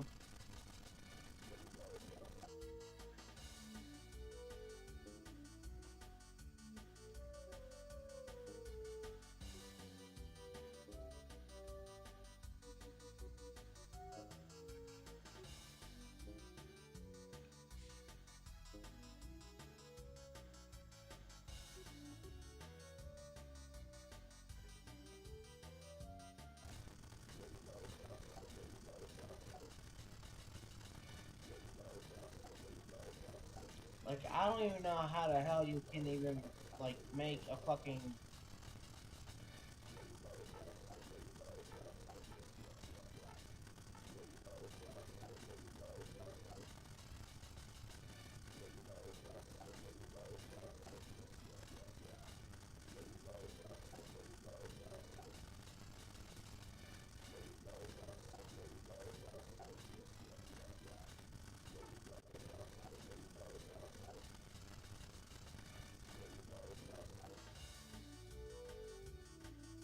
I guess what we can do is we can try.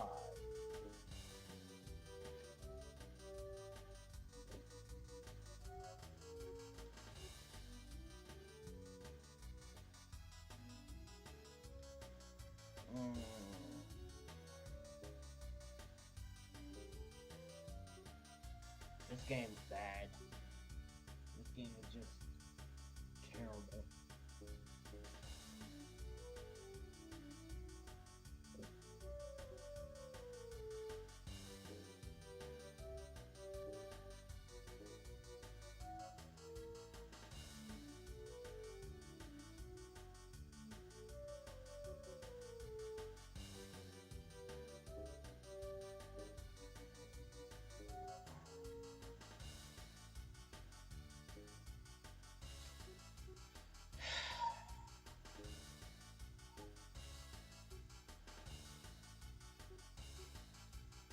And this is why you'll never see me play any of the, like, any stupid, ridiculous game like this.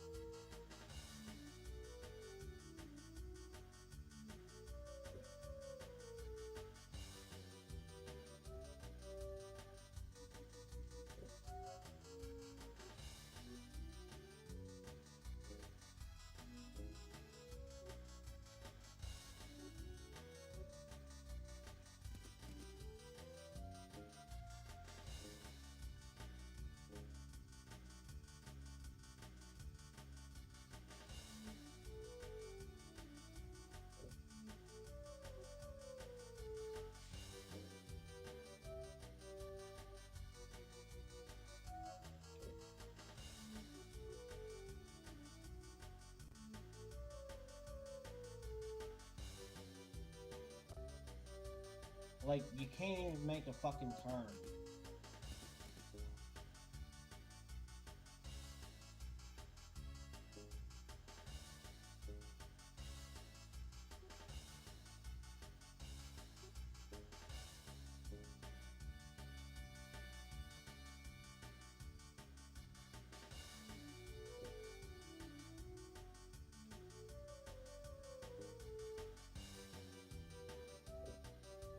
Oh, now you fucking can.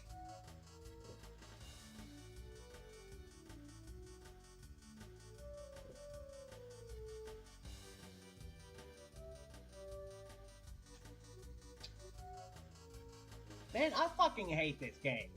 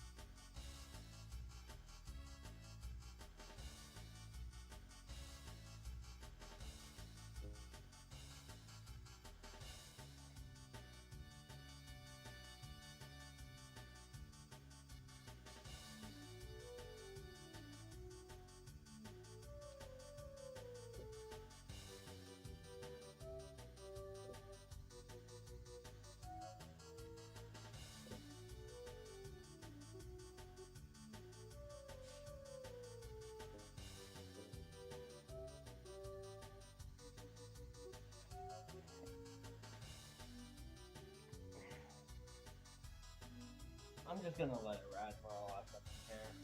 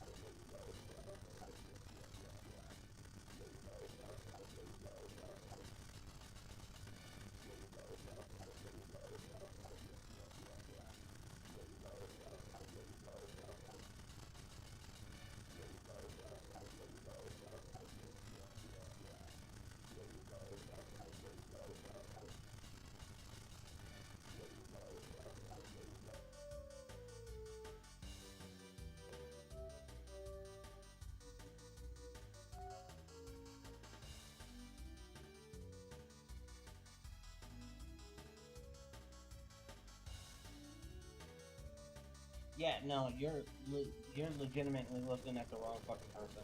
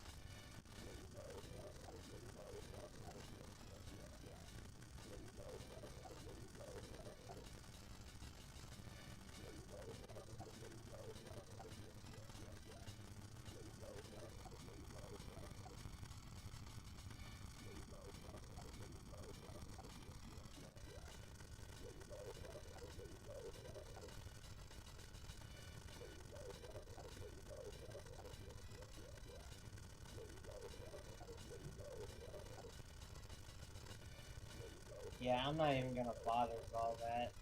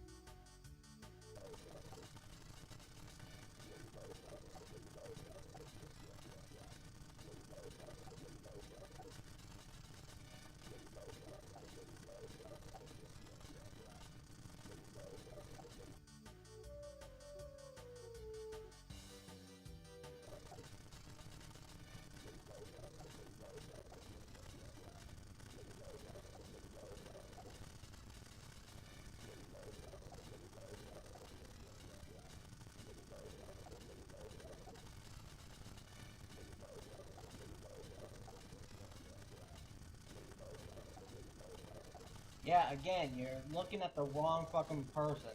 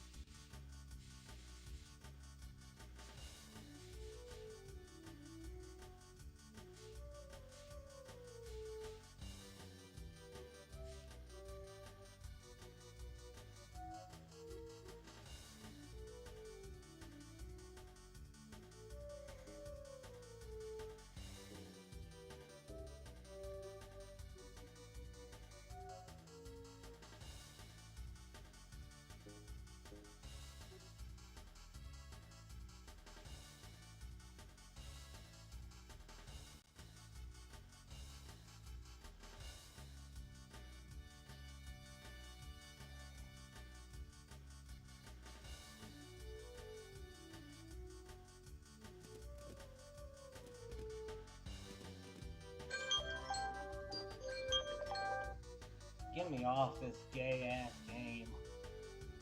Like, holy fucking shit.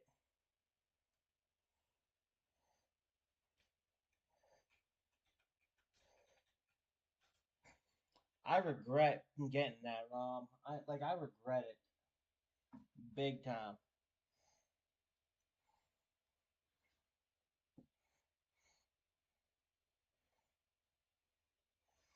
Now, main reason why I regret getting that ROM is because I can't play it for shit. Like, those money management games, I can't do for shit.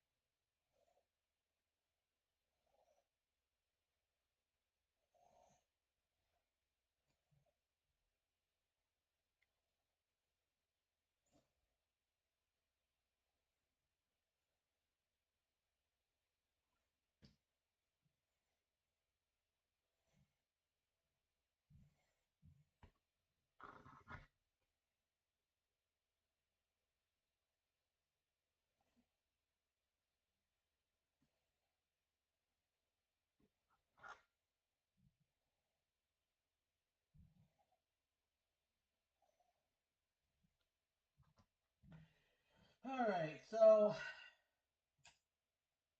guys, that is gonna be it for the PS1 games. That last one sucked. I will not be recommending that one to anybody. Like,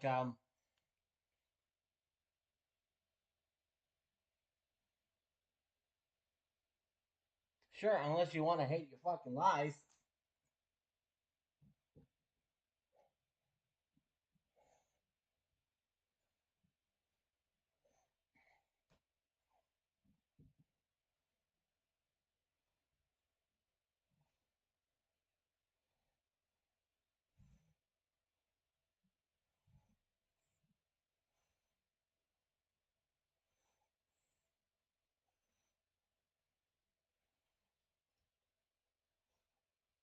I mean, yeah, go ahead, go for it.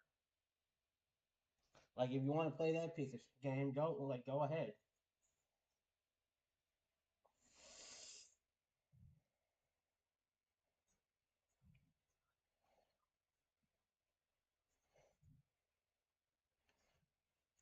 We're gonna raid Awesome Alex. They're playing Crisis. So yeah, we will be back hopefully with a different game because I am not playing that A Train junk again. I don't even know why the hell that is even a thing.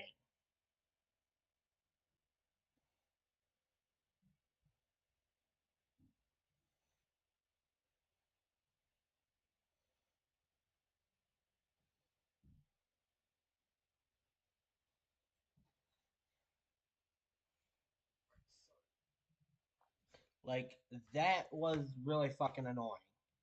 Right there. Right there. Out of the fucking blue.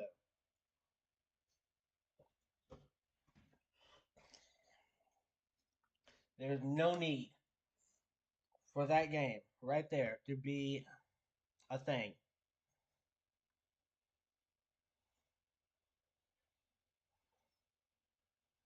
No need. I'll see you guys tonight at 8.